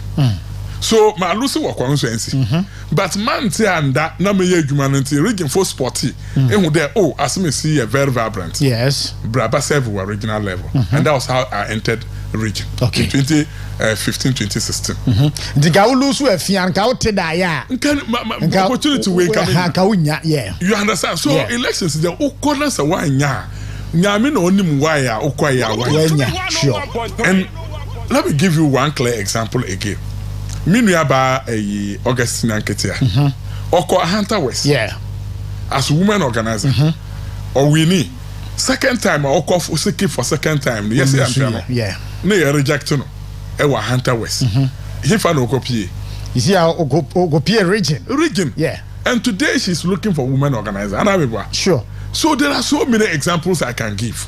People who have lost at the constituency level and probably has climbed to the regional level. Ebinuma lose from the regional level and has climbed to the national level. So me epedo do si baby. My brother, you understand how he does his thing. Sure. Until can store in nature and I'm happy after those elections, you see there even appointment issues. What I was hearing is that chairman was magnanimous enough to say there, okay, fine. Me, I'm your chairman. There are some standing positions which are not positions. So the chairman what to me power. One, first, no a communication. Sure. Since I communication, but since I are financial secretary, what do you call it? Election officer, research officer, what do you call it? Deputies. No, deputy didn't come. There are about 4 positions that chairman know what to me. All right. Now, deputies, or no, most of the times we give option to those who have won the election because we know only will be our only never to me. Assess, so a competent, no a qualified, then we give you opportunity to appoint the person as your deputy. All right. So no, most of the times they give option to the people who have won the elections. So that 4 positions in Kacha, me na me chairman. Until me confirm me no one quite elections, or maybe no more in Adam appointment no. It's just like a chairmanship. Omutu abayi in 2023. Also me, I'm only taking 2 positions: elections and then communication. Me communication with the man is saying elections with the man Blackmore. They are kind of the move by year. All right. no ohwe na mo nyina de omo nkofo by assess or approve mo nyina ma appointment to kese see ono amfa for appointment in kwambo no bo aden or the eden but first vice and second vice we am on one day one fan paper akombra okay even secretary position no on say ono on deputy no election yeah but yeah my secretary no say ono slot the on fan paper akombra I see ansana organizer women organizer youth organizer national organizer almost on for one confirm bra nkofo on feel say one bet juma no na ye more appointment what is so beautiful than this one yes unto obey obaka the master no na also happy there or person or the dama friend say nkabom no odeba na both sides ni nyina ya appoint nkofo mo abaka ho nti wakwa elections e wekọ lucy ba ye ho bibi papa wo ho bra na ye adwuma sure nti ye nyina ye tenase na ye adwuma na nkabom wo ho a then electorate no hu de kabom wa executives no mu a on no mba hwe no mu ato abada ma party nti ono de I expect every constituency de mba ye dem nkabom no appointment because we were in power most of the times disagreement and all these things no bande yenipa obiemu we are in opposition we are reorganizing ourselves to take power from the NDC but if you are divided my brother your front is divided you can't get that strength to fight sure but when you have a united body na nyina ye kwa abatuna ye batum then success nti me bada wana ase na wana omo wini ni nyina me gina dama fidie so Edma Obia, congratulations. Elections will call easy. Yeah. Obi kwane elections no oko winia. And I'm saying what you shouldn't to him the okum. Now me say there be I think Takoradi radio stations enra interview me as I'm catch on the day. So on him elections are called class prophet. Name to about class ho. Before maybe fifty about one just within a class 50 about one class elections no you know there or be call about our electoral area and also call about our constituency you see the nipakono wabre nothing ami adum no okowinia you don't underrate such a person na one omo enwini so no say omo ayedwuma sure because in every election biano say nipa tu gina ho no ya ni draw that day abaku ne be win baku no be win draw mpo ba definitely we'll have to go and select one and I be sure because minimum there draw about party executive cinema escano catensis ablaka say ama omo sha kwan omba faso a omba yi obi a oba lead no obi a oba deputy omo resource na abaye the same resource so there nipa baku no be lead and to only say that back on one could no, but it's the wisdom of the delegates to say that who my way in court also nyapata ebi all the baba ebi an all the point elections no all the no ayesronko nti e basere obi biara wa kwa elections bia no say wanya onya sabi bufo oye apota wa kwa ye mfa mo your audio and I said true nicely fat to mo consensus platform so na ka che mo say nne your frame baba say the true sia BBC say me ye adwuma mbo party na me so ba ye okay odro mo do na say wode mama ba je ba for now there mo call ya anye ye no me de ma hwanden me nyansai me strategy anka me do ko elections ni nyina no me de na nyina epapoa ama party na eden enya hwanden right oh be fair and that particular comment na Oman no will even give you a title, it will even give you a what's your name nyam e delegates because we are a matured person on your be or carry bitterness in you okay and I've seen so many videos on that. I've seen one video in Askado Katem I think Chama Afo made a nice video congratulating one of my winning or born opponent didn't congratulating I can say oh time bia obotu nsaba frame say membra na nyina mboa na enchichiri constituency no mo wa baba bapoa to oyedama All ititafo na nanka omoto abama wa wonyan no. O say omo so ya bitter. Yes. But leader no kasa no mo nyina abo eto mo yem. No mo so nyina e eba so. Yeah. And that is what we expect everybody to do. Man for bitter and fancy omo. Yen nyina your opposition sisia and we want to fight back and get power. Because the echo so no. Say enkai o amboma. Na NDC for who say division we entema. Yeah. Obachi yan 1 to them wale ye. Ebe ye no. Na oni to me oni ahwande na obakwa akọ fight you. Yeah. But say kai hu bom na wo hu dey kabom we entema. My brother, they will be afraid. Yeah. There very soon MPP for Baba power until we are careful. So bakaya I think Alex Sagbefia the statement yes. now Yes. It tells you that he know and he feels it in his bones that the MPP will come to power sooner than later. Because all we say, after the JDM, there is no brighter future in the NDC to win the election 2028. Yeah. So he's cautioning his people. So why are we going to waste this opportunity that has been prepared for us in the 2028 elections? And I believe that delegates, now one omukoto abaning in a no, we do regional level. Me sure there some of us no yanso ye there hu besi ho na ye pede yanso eboa na serve region ha me sanso come position as regional communication director na juma me ye me yes me gidi say one a omo ehwe o program one a omo etie radio stations one a omo work consensus mpo a omo new opportunity to view television and as omo eba tie radio no they've seen me physically in their consensus. Earlier on I told you communication is not just about the TV station and the radio station.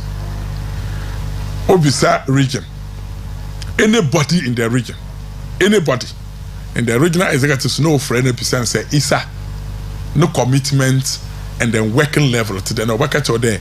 If you are mentioning hard-working people in the region, the first person, or even if I'm not the first, no, I'll be among the hard-working people in the Western region. Yes. And that is why most at times, you will not see me only on radio station. After radio station, I go to the grounds to work. Okay.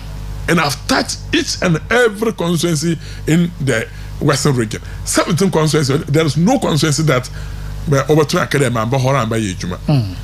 Until Omunina name.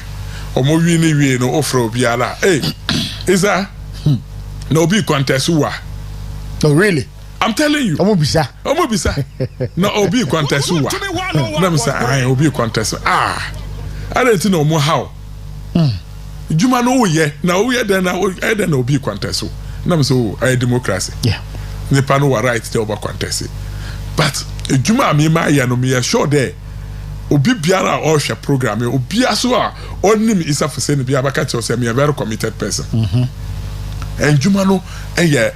We are in opposition. We are not in government. Never kede dadaba. Anya quote na tie atalo. Sure. Ne eba sha ya juma no. Afi de say ya sha atalo bia. Sa uko na wa mba bi omu kura mpa wo ho. Obetumi aya de damatar na ya juma for 1 week. Me I was talking to one person in Presidio Valley. No, okay, them there. Is a Obaye no bra yakwa bra ni nyina amekayo. No katima mimi koye. That was a video that was circulating na me de pose o ka homa yakwa ya meka akwa wakukudo aye pia. Na mu piano. No was a pia na wa pia pose. Yeah. That is a video. Move 4x4 pieces ni nyina ebubui. Presidio no valley. But yampaba ye adwuma na ye na enye enye da adwuma no ya nti ya ba omo nanso na ya basra omo say ye no one ya adwuma ache omo nim ya menye obi a me ya akwadwo na communication su a full time job. Yes. Onya part time na beka de me ya adwuma wa ha nti me ya adwuma wa ha no wa mama kwan nti o frame wa radio station me but no, this job that we are going in 2028 shouldn't be an excuse job. it should be full time na ya fro on there fro china wo kwan a obatuma na so wo hu ankonya obatuma ya den I present wo hu sure and nyame adom because yansu ya kasa kakra ma amanfo so ehu nti we've been able to future at the national level. Yeah. Now Holland and Cordy and Asamba Kwakwa National no muhu a hawa or Western region. But if you had no Kotina national television, na meka a hawa or Western region. Obia or Nyakwan NT Western Diamond. Obia or Nyakwan NT radio station in the metropolis. Obanya Konya no washo or hormono problema or waha. Yeah. Nti onye kwa say bia me pen say me kwa na hono ma akasa keke. I fuel my car to go there and do program because of Western region. Now obi aso I watch a program bia no me tina ho the first thing I'll do is to mention the Western region first. Sure. And I even ask them to stop calling me even host to mention the national communication team member. No. Mr. They should give the title Western Regional Communication Director. Sure. So that you will know that you are what would this in what to hono ma okasa. And I'll make everybody proud if they give me the nod. Because a position, no appointment. Appointment is one then so. You got to know how kasa no do so do dumpa. E be ka say tinase. Kwanu tum. Na obi anto ababa. Obi anto ababa ya France ya braba boa na oba ya o kasa bebrebe say ya. Banyami adumye ne binu akọ kasa say communication is very vital in terms of campaign. Yeah. Campaign ya campaign na kasa 90%. Da kana honde ne yakitwe bio. O organizer sabiu no organizer no enim kasa. He can organize. Anamibwa. O youth organizer no nim kasa. He can organize. O woman organizer no nim kasa. She can't organize. Yeah. Likewise, Nasara. All the wings in England, no, before no crap, ever to Abama, no, or your casa no, but convince you. Sure. So communication does 90% of the job. So communication, no, was not factored in our constitution as a vital tool. You have been a FIT as a dean of communicators. Milady, my team 16 regional directors in England and Ecosia general secretary. Ya kaya how the way ya film regional meetings na ya budget and then other programs ya pede ye na ye access to. No since then ya pede ye we told him then ka onya ya nko man onya election. Ye nyina ya nko omutu so ya bana nso ya wini a yenso ya banya ano e den akasa wusu oyo plan no the 200 they will consider. Yeah. Because plans no were laptops do e got the desk because so who do plan the banner organizer didn't plan but one plan on the organizer because on the elected position. Exactly. Yeah. Into who plan the he no plan on ye juma sikano so ndo so say obokov obia. So definitely you have to be taken out. Yeah. But Yesu were elected na you can why kakra bi fa mam na me sum ko solve mo problem wa because you to abama me now resource na me sum produce no but there once I renew my mandate. Sure. So you won't sit down. Ya kan ya general secretary say ya nchiro na ya fambra. And we wrote on meeting and biom for the second time and I remember so well party headquarters. Bibia press conferences no. What she no ho. No be said there. Are you people sure that you want communication to be an election? No say I also me so cry so me give dey me say communication no yan to swaba. I see. I think two of us were in disagreement. They were saying that it should be appointed. The general secretary took time to explain to them why it should be an elected position. That was where I got to understand that once general secretary didn't allow to me the elections in Ebabaso. So I wasn't surprised when it was captured in the memorandum. So me, I'm not somebody who goes to meetings and keep quiet. And my mama one critical thing I did. Ama national for Jimmy say me even Mokasa say and come up to me ya and come back say mama be in contact me. Because of what I've done for the national people. What did you do? You remember the president meet the press? Yes. You remember the meet the press? And I can tell you about 80% of that particular program that year and was organized by me. I see. Miracle works directly with me. Na 2:00 and I jump na me go so amenene juma just to make the program successful because I'm organizing all the 14 regions in India except 2 regions. Greater Accra and the Asante region na Miracle organizing. Okay. I did all the 14 regions in India. That was in 2024. That was 2024. Na me wie omo plane ticket omo in and out na de nyina no we work with them directly. You present plane tickets in the bar, no ask for a damn and corrections bar, no the bar. Now, what to laptop so and I do so the success of it was some of us behind it. And Miracle doesn't joke with me. And you guys did a great job. So when I said this to one of our big men, he wasn't even aware I got involved in this. Because baby say yeah. Muka bikira no. Okay, tell them Isa. Why they anchor the master me so early? Nke kana ntama. Nke bu nkwan ya ba fa so obi nkwanta so. Na me no mama nko. Me ko na me kama asam tire delegates na. Me gidi say delegates no. They will give me the opportunity. Sure. So ejuma no enye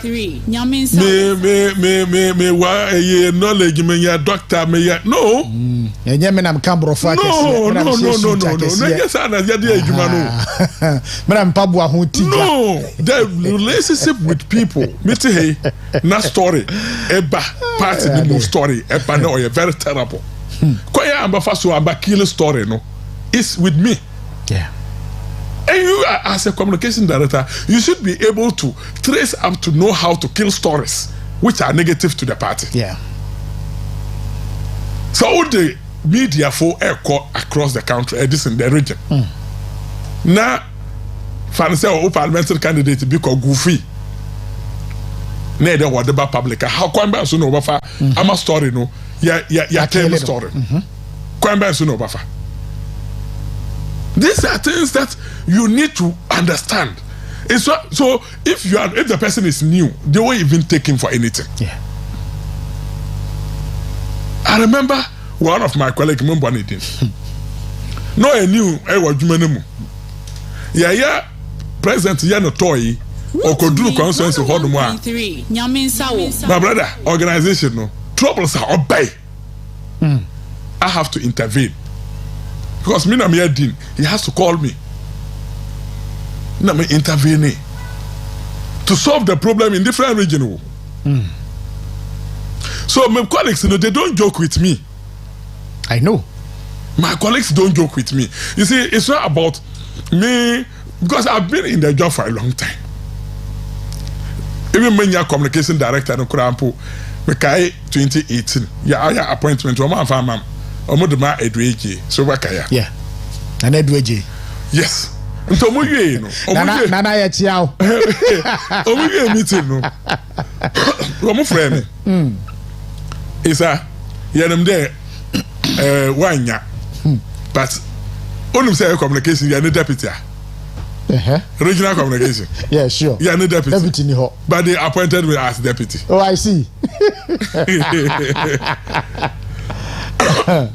I'm a good brother. Edweji so no from the agro. Because only no call Western North on him there, the region is in safe hands. Sure. I take control, I deploy, I do everything before he comes back. So Ejumano Ejumano Mayebipe. Not only Kasana, and you know, so Kasa ye were radio station name Kasa no skun, Ejumano Sunkun. Yeah. The former Jumana is different. Yeah, different. Yeah. One to me, 101.3. Say, corner in the delegates, need to come. 1 hour name me, 1 hour name relationship with them. 1 hour name Juma Maye, 1 hour name sacrifice Maye, 1 hour name Hawa, me a apostara eti. Because part in the power good 8 years. One to me, it's a Yamana appointment. One mama appointment. Me dimu communication director na copy me 8 good years. Meanwhile, I was at the regional level in 2015. So 2016, yeah, winning elections in the year, you know. Sanka Obiba Kata Misuma Juma regional level into a mama appointment. Misuma Tiada. I didn't know my Juma 1 mama appointment beer. Yeah. But 1 mama appointment 8 good years. Mitima copy me there. Minimum say Misuma Papa. Sure. So we continue to work. And I dear about Kwa, Debiano, a shaming crying, esse Metanasia, na ye di a ye regional moon comwa. Me pese o twaso, now ye communications director, and he said, make I proud to the 22, I think now the dying minutes. Yeah. I think that cause 1 week was a 2, and what not 1 week. Quickly.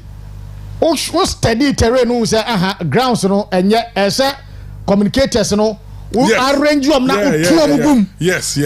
And you quickly organize and arrange that thing. Yes, and all of them move to various constituencies. Yes. No, Mukoye Juma, I think binu kwa Christian will never valley. Yes. Na me de this what friend projectors and a pen drives.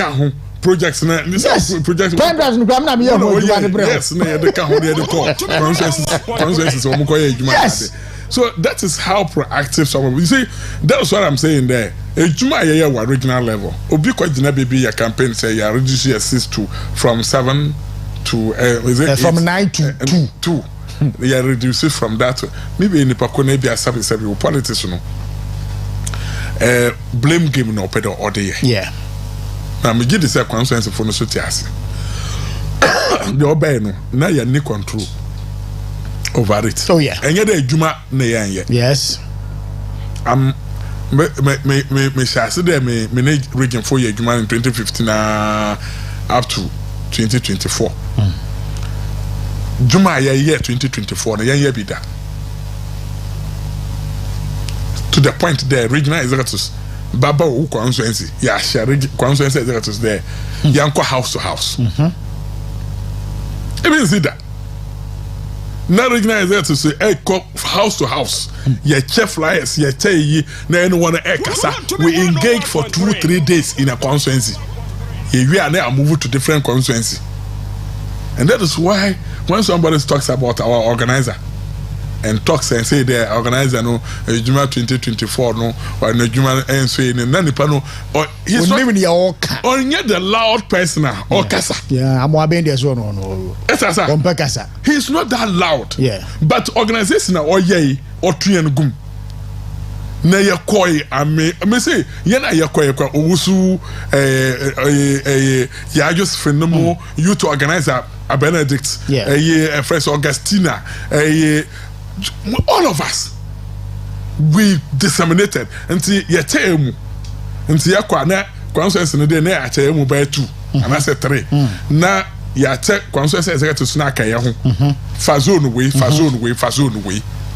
na ye tima ye house to house ya ona mo kɔ ne na mo nsuo bi mu wɔ korona chi ho baby me ya ekɔdo duro baby me friend was me na mo nsuo mu o me first time I'm who ekuro ya I friend everyone in crying no that was the time 2024 year I see ya to mo duro ekuro bi na ya park car na ya ma obi entwan ya no ho yes car no nti na ya nkase ya nanto akokoro ho oduru ho mo no light no friends network bibia ni ho yeah na ono wana akotna koku na ase edim komo okọ galamsey side na oduru ho mo a damokuro na friend everyone nin cry no ya duru ho se na mo PA system your friend information center na enam se omo gwa MPP nti ya kwato airtime mpo ya announcement e pere ye share omo nyina omo se omo tonton airtime no fama Hey, that was how. Bro. You Mabre pa. Yeah, ebi. My pa. Onye there for fun. Na ye pere seek for opportunity to serve. But we want the party to come back to power. Good. Me party ni ba power na manya executive bioma me pe. But maybe be at na obi a opese oba ye no mba boa ne pakon na me ne ye adwuma fine. But for now no, it's not a fancy thing. Sure. Onya life na ebabo. Onya a ya a friend saying a casa debt na ya got now. No, why adwuma din. Na me regional stakeholders and be catch them say who adwuma wo ya no. Apart from communication. And I'm telling you, operation team in the Western region. Kabaka on there, me Kasawa radio. To be 101.3. But the leg work in Western region, you can't get me out. Yeah. The leg work in Western region. Or more BPR, they have to consider itself a city. And they thought I'm even part of the organizing team. I'm not part of the organizing team, but organizers, hey yo, more people put no more frame, I will go in and work. Yeah. So ejumano yatu ya ho se ho se e ba serve na me gidi se nyama bi wo ho ayasua e bi no so all the executives no you want if you want mama ntro panyini wo fia eye. So that is why I fully support the general secretary today, because if you look at mpanyinfo no mo ya executives ni nyina obi akọ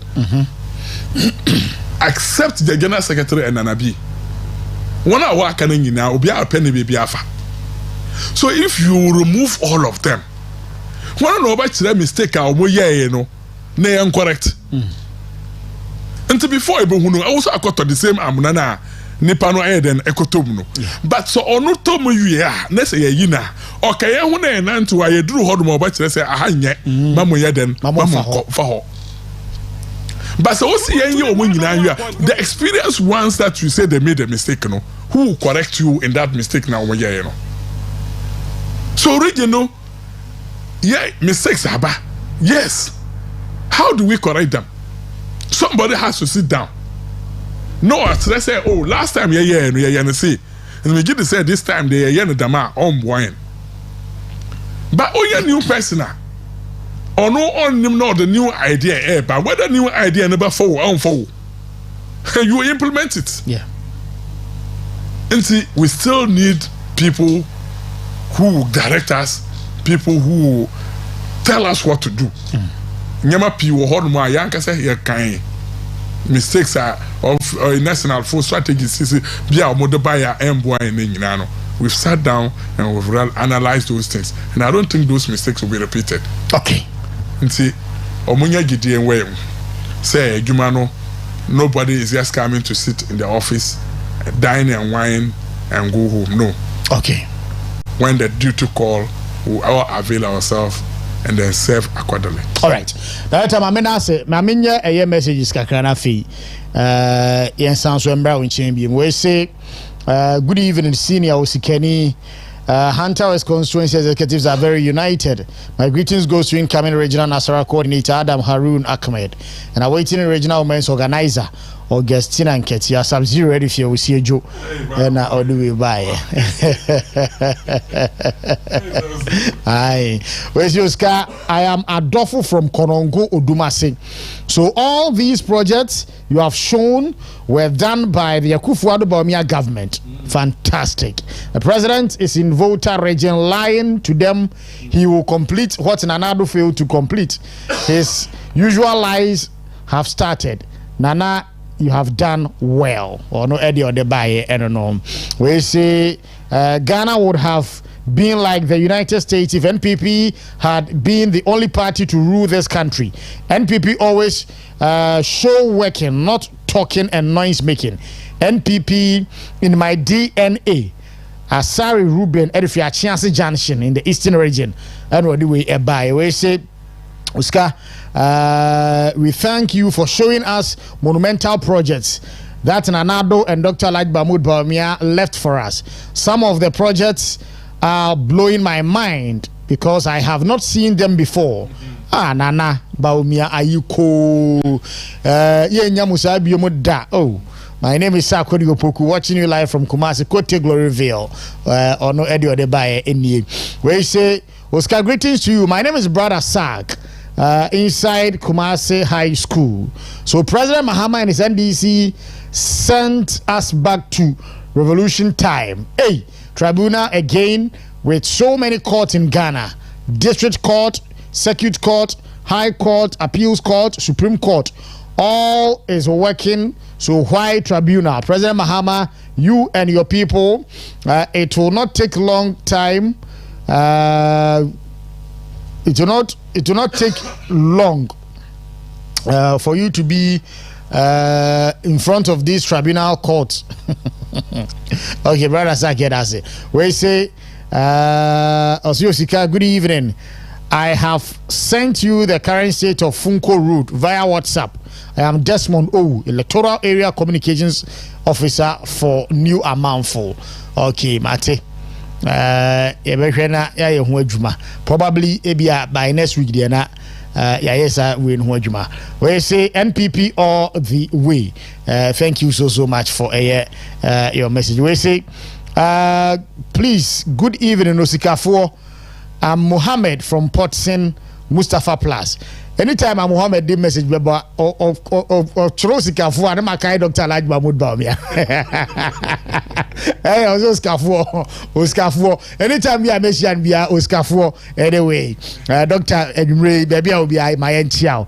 Or say, Allah will see Honorable Isa Fuseni through. But for competition and democracy, Honorable has to go through the elections and he will win. I remember one of his programs on UTV where he introduced himself as Regional Communications Director. He never forget to talk about his two wives. Mustafa, Muhammad, but if reporting Mustafa Plus, I don't know if you want to buy. Also, a tiger up, UTV, or tiger up, Ube winning, I'm winning, and Tikawakuma to him. Where's Oscar? God bless you and your guests. In fact, communication system in Prisia Oni Valley constituency was very weak. NPP communicators could not counter lies perpetrated by their NDC counterpart. I appeal to Director Isa Fuseni to train all our NPP communicators to counter and expose the NDC lies. Mr. Redu, Huni Valley. Mr. Redu issue kakra. Okay. Mr. Redu, not that the communication was very weak, but party in power, their communications are sometimes very weak. The reason is that every listener be up or the opposite side. Sure. And our communication is becoming stronger because we are in opposition. Anything the opposition says falls in the ears of the listener. Yeah. But Obia over power or Kasa Oman Mpuntuo projects now was show TV so obviously on who be that. Yes. But you were showing them yes, in the lesson time. Yeah. Che me to me your program wa ha. Na mo sorry kwa. Na obi share wa. O say na mo communicators mo yanti mo nka. Ya na mo go he fa mo nka sa. Na mo say me fi radio station na mo be you.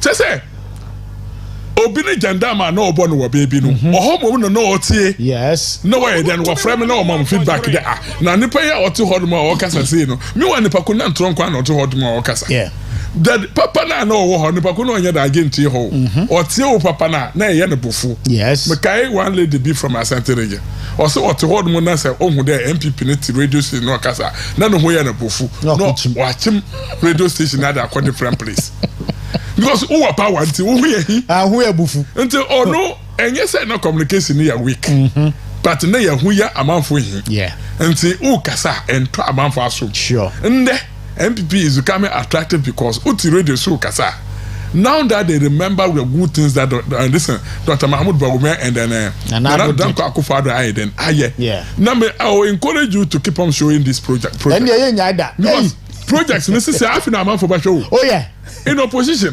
miracle abuaje ba jina national television e showcase your projects na ye ni nyina oba fi ho no no television na ama timelines yeah 8 o'clock e be show ha you 9 o'clock be show her ning nyina wo ho but over few word mo ba pay no be apret say anab juma mo ye ning nyina mo mfa nchire ana.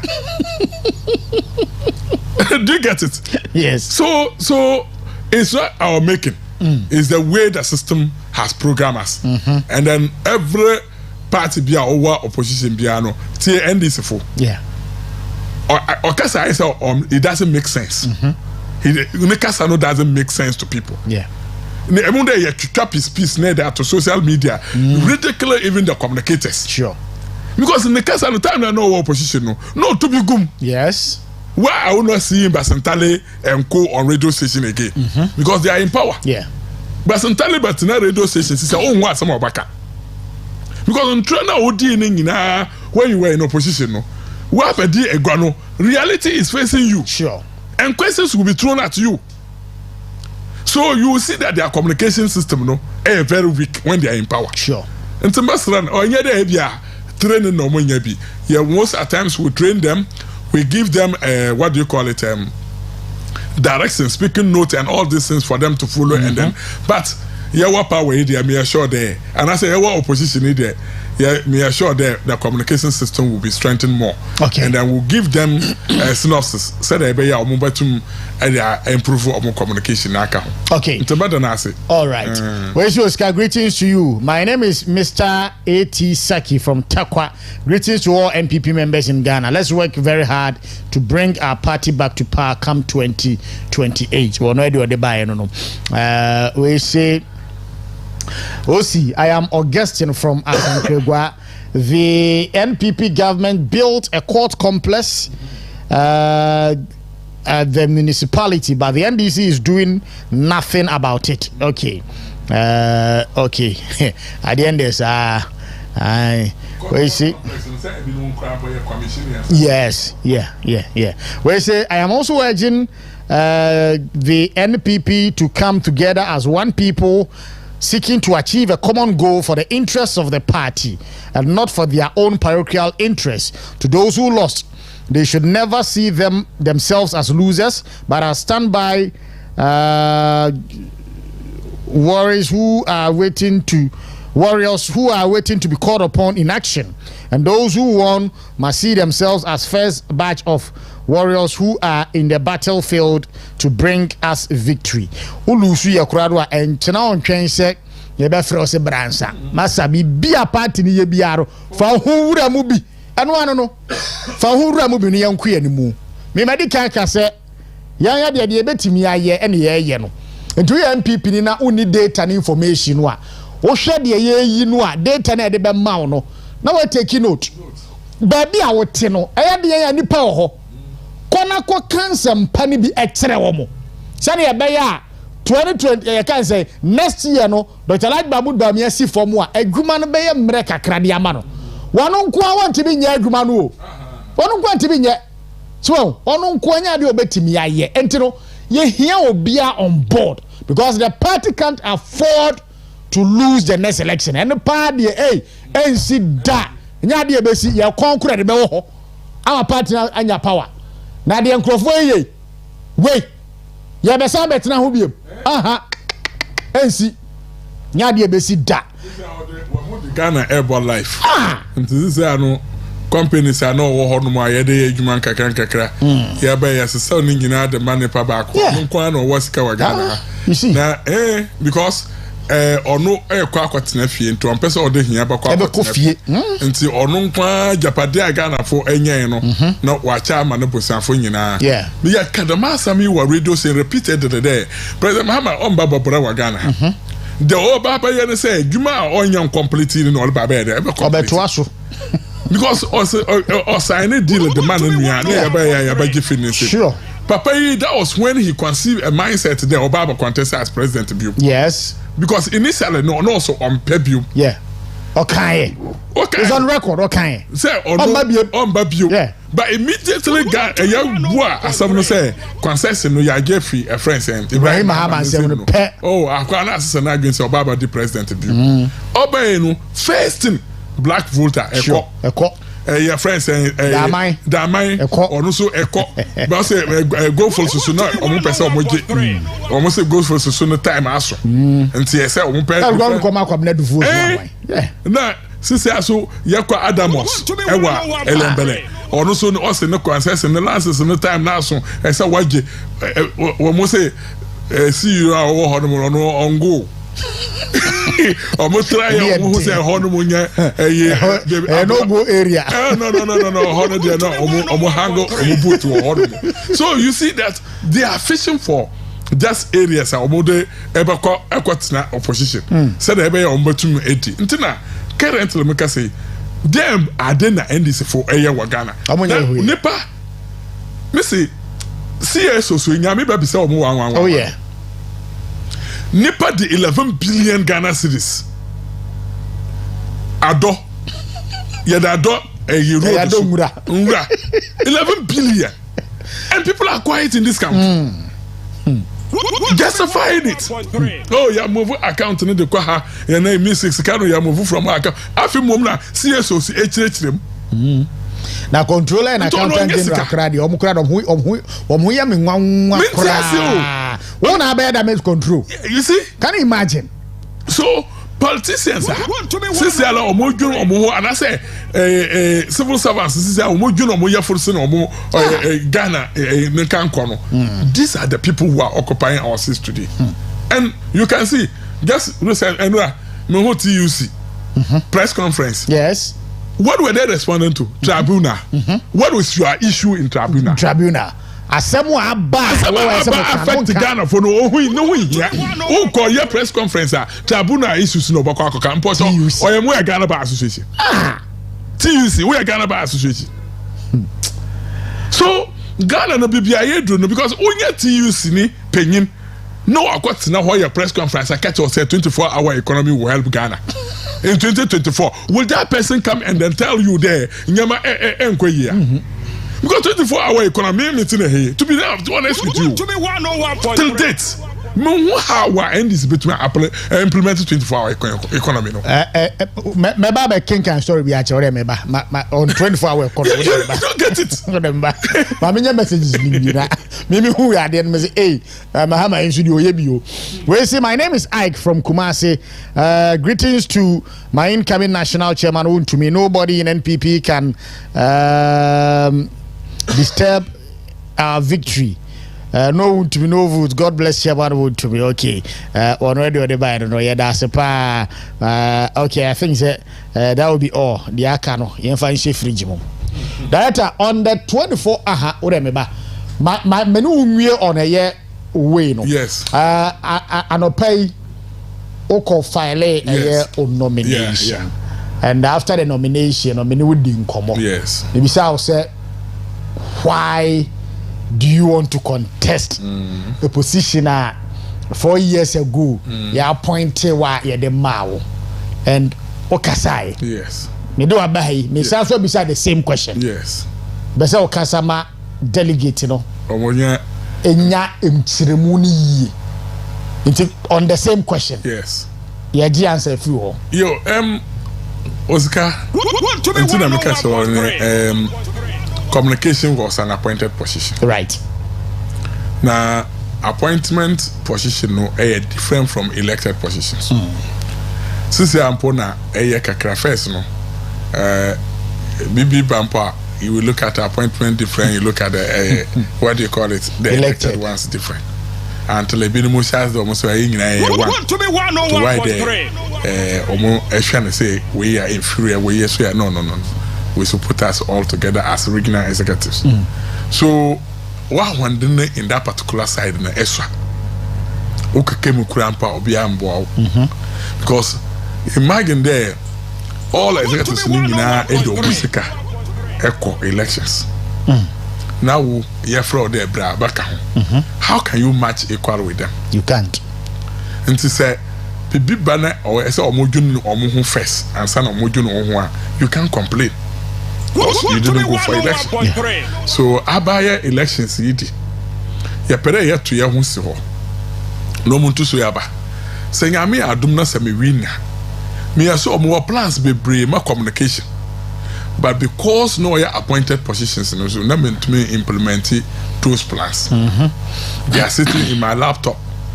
Last 2024 na more plans from January 2024 to December 2024 plans are communications by nyina nyina go my laptop sisi ano sika ni ho ya be den yet by implement. But me give say me by communication director na say ya 2 months for aba that time no yenso ya be share resources say the be ya yenso ya be den ya be da resource communication na communication na agina na so me my bi to sika kitwa nyakopon eya ado amsakan no ya training kakra de ma nkofa. I'm the only person that me by communication director ya afraid the whole western region in communications Asia or more Kingston. Ya more train. Good.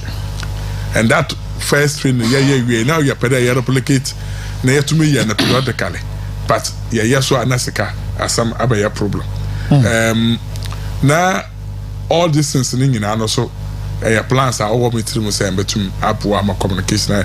And then the young ones Tascom communicators no omo person mobile system no you can see there recently my recruit young guys bi aba communication no mo pa ebinumo enya akunyampa aba ha ebinumo so we are grooming them because platform no so nipa no nya that on to engineer year yantuma emfa number ha. Some of them are on radio stations that we are training young guys no necessary say you push them to take over because so no to ho na NDC to ho na NDC ne ka kwase asam kire na obaka the same thing yeah obaka ka bi a kire yeah but say yenya penyin na penyin to ho na afraba on the program from the NDC afraba ne ka bi kire party na about the penny in a diplomatic way.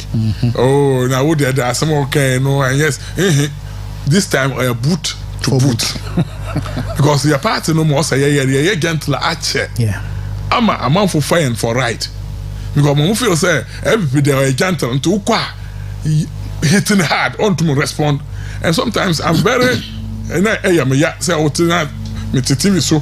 Na me ho ya penyin fo no bit TV so no face NDC young guy na NDC ne hitting na or the diplomacy oya me yo me I won't do all and ya college or diplomacy ya nyina ya diplomacy but so the bugaba I will meet you with that because that is how communication should be. Yeah, nti ya the young guys vibrant guys are mo enim kasa no be abem and that is my priority. So if me babiuma ya me adom na sem by leader those young guys will be trained and anybody biala open over communication mobiano I'm ever ready to train the person. Okay, dudu and senkwan nam dudu on senkwan. Yes, so obi biala open over communication work biano na auto because me say hey obi to me frame me is a communication me pere me join no come say pere join there say on import the yantra application enti frame efu catch that efu there me na me say on try when they share how our communication no ote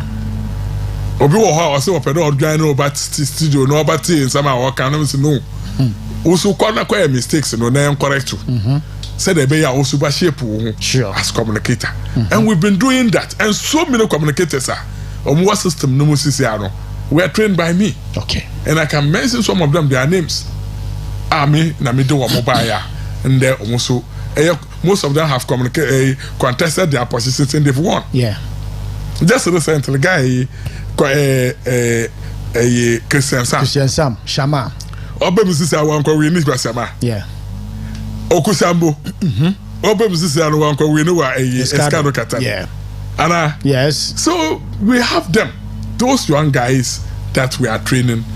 Are competent enough to also come in. So we were plans for them. Okay. Then the last one, grounds work. I have a plan. Because one, me pursue in the last elections no more. Me pursue information fans now what the buy. I am a year one, my man cause me to na I don't know yam or makumum. Football yeah share a World Cup. Na information van na doctor upon kuruma cry or the buy no and this for use for community to community. Yeah, match Ghana match no more abasi if you kuma ebie screen no kakraka machine no so no mo hwe na Osha street no bia ohoya ma no bia ehwe. These were things that we brought in as for the information department. Na ye da ye juma ya pursue say o monfa man na nkwa ranso nkwa ye juma ya eba until time e to aba be wi. Ye wi ya na ndisi for fire. Adi aban na ko kraba no. Aban e kraba no mo ko fire. When elections in videos projects you're struggling here too as personal vans omo the core Eastern region and then Asante region, hoping that they will finish Eastern region and then it will come to Western region. Now omo yue Eastern region for guy na yue ya now omo fa bankran omo the bankran no omo afa man bio. So these were the plans for us to go out there, not only on radio station and TV station, but to show the projects that the MPP has done. You go to and the that communities. Is why we got the projectors, you know, yes, near the pen drive. My plan was that we should get the car so that the car can take us to various conferences for us to show the projects. But often, you know, the another alternative for you know, was to get those projectors, you know, near the man more oil than what But this time round, you know, I will make sure as a communication director, I will advocate for it. I have a voice at the national level. So, motorbikes, one thing. Obia nyan donate bibi to the motorbikes and farmer communication. Communication, so rural areas, so how communicating is very, very, very dangerous. If you are home or fruit trot or no, or you know that fruit crop, imagine Obi wa elembele, no boko axim, no acquire program wa axim. So he has to come all the way to Isa Krum, no a branch aqua in Zima FM, no acquire program or Ansana wa Sansuba. So our motorbiker is easy for him to go and come. Yeah. So I'll have to make sure that I lobby for those material for every constituency communication officer to have it. Secondly, we have to make sure that information centers over the whole Ghana and we'll program it. Name the information centers will be. So at least we should be paying monthly for announcements and then programs that we want to do.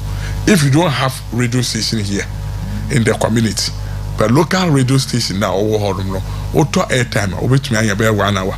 What now no aka MPP asam maybe the kabiano naka. Now the following day was Osikani so no akotria no why then. So we want to profile that and then we own our own because we need to buy some of them and then mount ourselves. Okay. No, I buy a MPP for there. Okay. So they buy a project MPP. Plans be bring. I don't want to say all of them because all of them are. Maybe I'll be no by far now propaganda. But these are things that I'm planning to work out. Okay. For the communication outfit. Now I set this up a secretariat for the communication. Okay. So that Ufi baby no ba now person we programmer and that's how maybe I want to hampo. Opti Asankagwa, Oti friends Amanfi, so person Oba now we are communicating no person future into some of these radio stations now. You come to the secretariat, they will deploy you and then they'll give you a very good escort so that you go and do your program and go back to where you are coming. And we need to mix because listening to Isa Fuseno always becomes so boring. Yes. Me ya program wa na say me ya boring na. Yeah, then we'll get somebody from exactly on sombra. No baka Amanfi is issues in yes. One of more metropolis. And you who there MPP abaye enye wa metropolis in Kuti. Yeah, biwa Amanfi is so those information should be circulated. Yeah. So this are my plans, some of them are plans that I have in mind to implement. And those things, that Nyande Nama develop those plans, I have them. But how to finance those plans, no a problem. And when you are given opportunity and you are elected, I believe that with my elected position, I'll get fund for it. Okay. Because we didn't come away to the power. Okay. Because before Baba far from Nama contest, me nanti ko principal ho Dr. Alhaji Mahmoud Bawumia. Mo kwana fie. Menene one on one to them at way. No be anka ho. I mean I know kotin. And I told him my vision. Okatem there is a enya bibintia kamba for if you Western region abaka mo ho na ya ejuma. Because me hu juma awoye. And I know your hard work will pay. If you go there, they will vote you. Because moving you from Western region to the center will mean that we are moving all our competent people to the center and who will handle the regions. So go. And I know your hard work that you did, people will pay you off. Or no, Eden and Shira, Emma say member contest, and he knows what I can do. Okay. Or follow me, but he knows what I've been doing for the party. So I had his blessing. And paying for people, my call regional minister Nando, my Bonama, former regional minister Kwabana or Chitako Mensa, my Bonamane, secondary MP, my Bonamane, Bubu, my call Takwa informer, Honorable Duka, Asen for Joboro, almost everybody who matter. Say, this is the journey that I want to embark on. And they've all given me their blessing. Okay. And when you now say, they know I'll win. Okay. So you go and win. And come and then let's sit down and plan what you want to do. Okay. And so I know for sure. Now, Megiddo said, delegates so one disappointing. All right. Maybe the American ma wako vetting every clear one of it. Me menso beti me an mai. And one I said vetia. Vetting the Yami Adum. I think very soon it will come on. I think next week. Okay. Vetting Babaso. All right. And see vetting. Okay. I share them paying for back. Okay. So more clear. Open one Matthias. Yes. Aye. Now that time so mama tell there. So we are clearance and you ballot and you know the position that you belongs to. Okay. To go outer, then you know what to say. Very well. Now me encounter on a 24-hour economy. Or say the 24-hour secretariat says Ghana's 24-hour economy is underway with 133 shifts operating at 268 filling stations and 33 manufacturing firms. Is a 24-hour economy no. Abai we say I mean can you na man for nti asiye yi. Abai we say wa sha asiye kura dada. Na currently baby ebu fuel baby a ton farm wo no. Baako 268 and one more year 24-hour economy. And some 33 manufacturing firms. While investment deals worth $5.5 billion have been signed to boost production, export, and job creation. Is that the promise they gave to the Ghanaian people? So filling stations now, what can I say? Hey, Jumano. Oh, why? Hey, Nanya Omuno Mokacha and say DVLA as I said 24-hour economy. And I want it. But here, what can Krasi Takoradi port hey, Kraro? What Omashasi? So okay. Make me kai. Me what Takoradi a chance the Omoya 24 hour. Bahama Grani and one. Bahama Crap, ya do me and you the only visioner. Damn no, Baba, because filling station. Men come as sample. Hey, me who hear me say Sekana no me tie almost secretariat na I'm say CEO na so you abri. Okay. 12 o'clock. Gusitando nana. No, yeah, Gusitando. I think one of their people. Okay. This afternoon. All right. I had an interview.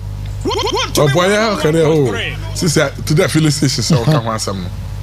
Also, 24-hour economy no kura a company your friend then or companies be needing no the Triford. Account. Let me see Aquawe. Triford.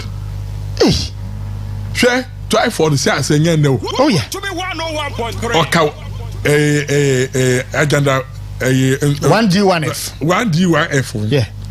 And because 1D1F yeah expanding my production they now export their tasks to different countries. Sure. So the demand was high. So the company decided to do day and night. So how do you add it to the 24-hour economy? You don't get it. So the company need to coffee. So they always go around and survey. Company now oil in the 24-hour economy. Then we add them to the list. Yeah. What investment have they done? No investment. Investment to be no filling stations. So now almost say filling stations. Filling stations are Mudia. Na filling stations no kura ya ka ho asam no kura po. O ka say filling stations. Enya mu and this Korea abroad na ya stop 24-hour run of the filling stations. Yeah. And a move no. And this is under President Mahama Mills. Now, insecurity, they close around 10 o'clock. Yeah. And to say, okay, fine. Security are here no current security system no more. Or more enough to guard those filling stations, no. I'm a motor operate 24-hour. What I am over that Diana. President Mahama Ukojina wa manifesto lines now 1 o'clock. I can tell the Formula 1 3 no. This is the 24-hour economy. Economy no only niana. I'm call for attention. Oh, since there, yes, 24-hour market. Eh, Osika. Markets are over Ghana Hano. Until Oman Kasa, Omunipa, Captain Smart. Ekato almost say 777 Yansa no Motrimuno. Or say market war. Instead of there over the other facilities back at home market na Casino, who go bubu market they go horrible. Only na Casua for Sky Nkomuni man come on to Abama in this. Walk a bubu ka a market and car. Over Honuma almost or 7 mono, what bunning in ego also see 24-hour market. 24-hour market no over Sammy. No, that may be one question. 24-hour market and some just store Honuma. Na me ton phones because that's my business. Me turn phones for hold one. Or Bobby 2 o'clock. And then some phones in na me call no be baggage store no so I display into my or no so turn na Bobby and I go 8 and no so I say Mr. So kwa he nyansa bi anim sabi I didn't fa nyansa anim. And we are doing this to ourselves, and people are supporting. You see, Nimdinipa or doctor or professor, no support. No, or to hold more. Oh, Mahama 24-hour market India. Can you imagine? Hey, is that what they told you? Or you cannot process your mind? Because the woman can say no, the be someone. Oh yeah. Because obese or what's now or the or so no. Only the debate anaka. Sure. And could be some different thing. There is nowhere or cash or Babesi 24 market. It is not part of their manifesto, and nobody even mentioned it. Yes, internet. A ban is saying as I was a because fellas of us who question some of kind of day, watch for baton from morning to evening. 24-hour. Now I'm out for DDR picture. No, obi sign a check in their advert. Obi sign a check the man or bar say uncle Yisika. And I just swim by 2 o'clock. Yeah. Or besides, and I say, and I also bank a year 2 o'clock and to coca cash. No, quite you know. So our cash in the Sikanaba 24-hour economy. Important banks, no 5 o'clock. No much go say close. Yeah, pong. Who's that? What man when I didn't win you? Dr. Lad Mahmoud Bawumia the mobile money into probability aba. Who's out there more? And once you for papa what transfer schedule go mo so na uko baby da menya me order be no ono na amanfo to mo register mo passport online ono na etumetina ofie na eto electricity me ti ho me nim that the very day am the card ko gina line so say me toilet top prepaid no e do ya no afa phone mo wan kan na ya frame light na what the whole man light na so matter wa mo phone so digitalization no me say me nim the very day me to an am say card ni me baba talk prepaid wa baby da say da me nim die na nipa ne de ba o say nipa na guy economic akwa digitalization nne da mo mfa so dia obey ne nyina no ye electricity no sami game fit na radio so ono on fan no phone fan electricity because omo electricity na hospital and I say friend then hospital you know application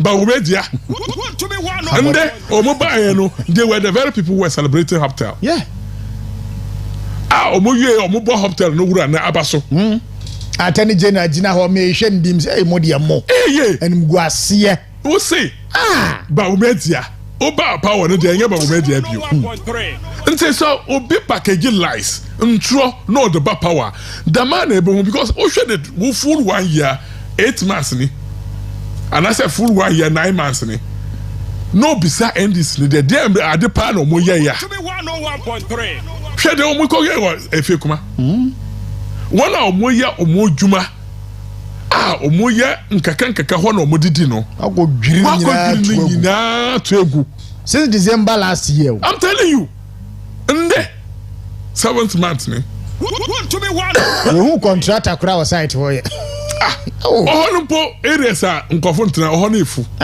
ebefu kwa ya krone tantan sa ato hodmo no ko obi oba kola ko side hodo na excavator ba ko sia na ba ko sia na yese omo ye adwuma no omo ye hwe adebati no baba na omo daso gina bibia omo gina no.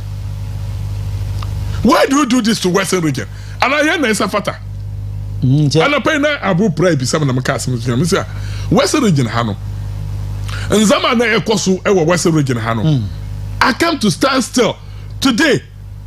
Me I saw the oya Westerner no share NDC nim pa no ka sam na wan sina soma na che say eh Western and da wa komado share market cycle omo ba power ya president Muhammad Demirka ba market cycle also baba inspect oye no okay so on board very soon contractor will come back and work and I get them no more than 2 years ni contractor need to buy. Secondly, if you kwanta hospital na na teaching hospital yes building kakraka yes what more you changing the interface of the face of Efian kwanta no project no president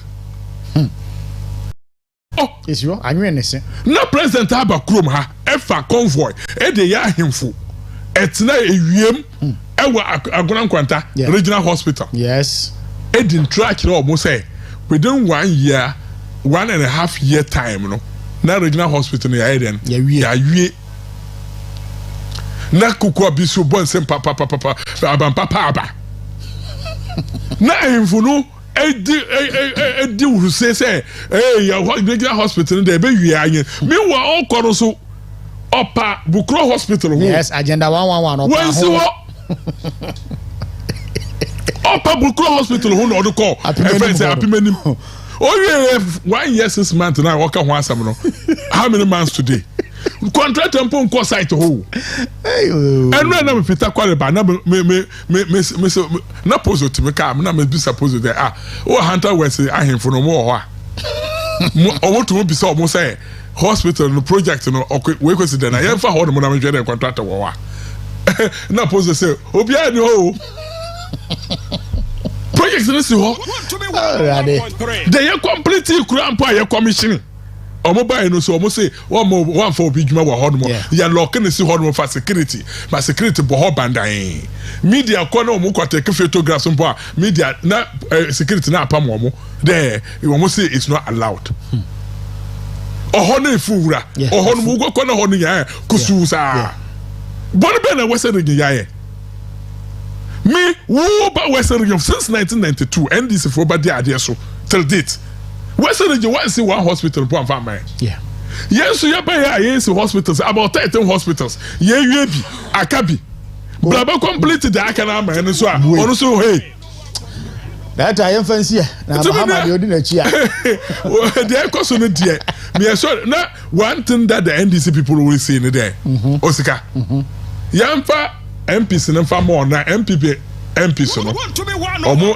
bo omo ho modern na omo di show say obi a the MPP flag etitire aboa no kwano pa obeto abama no nti na yetkoso to abai wo mbu Western region yento abama on NDC for no mo yade misrawo MPs are to Abamon except if you are not Takoradi. I didn't know no. Important. Then who was it? You won't hear. The beer no I who. The beer never catch on say, share. So only and that because she wasn't not. When we are committed to end this since 1992. I had to Abama or more MPs at the date no. Damn Mpuntuo na ekoso. Nani pano on ye bi wo hodum no baba catch on say for we fa come ho na hare de wo mama maye ne ye na musu mu gidi na ma to amom say mo hwi. Okay, Director, we'll find out comment na ye fancy ente Osiga mamba kan dem bada wase. All right, na masre ehwafo especially one of my delegates. Good. There Makoso asomwa na nibasra omo vote ansa na baba omo nan so e wo omo consensus a mbasra vote efi omo nchen no me sha asefi ha na omo bo modern na omo ndum na omo fansha mensa juma ameya no I will double it. Menim say omo nim say me ye juma by juma yadisa mensa as communication director no Mayama or say any ama party no ama Western region afa no tampa Efra because Nyama ekoso ewo Western region I can sit here without holding any documents and tell you all the projects that we have embarked in the whole Western region. Okay. It shows that the institutional memory I can tell you projects are BBR projects in the war location or how it was started and how it was completed. Okay. And that's how communication should be. And once I have it, I will use it to help the party and let the people understand who is the better party to vote for. Very well. And that will give us the victory in 2028. So I was say, omo ekwa akoto aba omo nkai isafusere. Okay. Mosomfo obia ono obra no ho ase edema ebi ba no mbra mo ho ase mfa ma ndc fo ono de meduru hodo and the emparo o meduru hodo ma me no amba fi so pa but mo de ya no mo na ye adwuma. Okay. Menje ne bibi ewa baby say isafusere a violent person and I say my bibi on samfata. Yeah. So because of that no now so mandate for review. Okay. And I'll serve them and serve them better. Very well. And the current Western Regional Communications Director Ira Isa Fusini and in the Common that's a see a Tonsa Freo with me by and Yamisha pa after Veteno, a Beshasi na Yatiasim, Kwakuma to him, obey winning. All right. My many birthday wish when I uncle.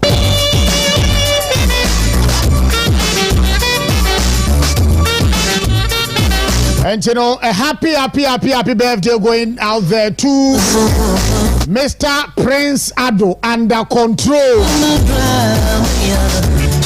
When you are Nyame Enshira pa. One far a year and Quatintia Hodi wo enomo. When you fra dumu kwa dumu.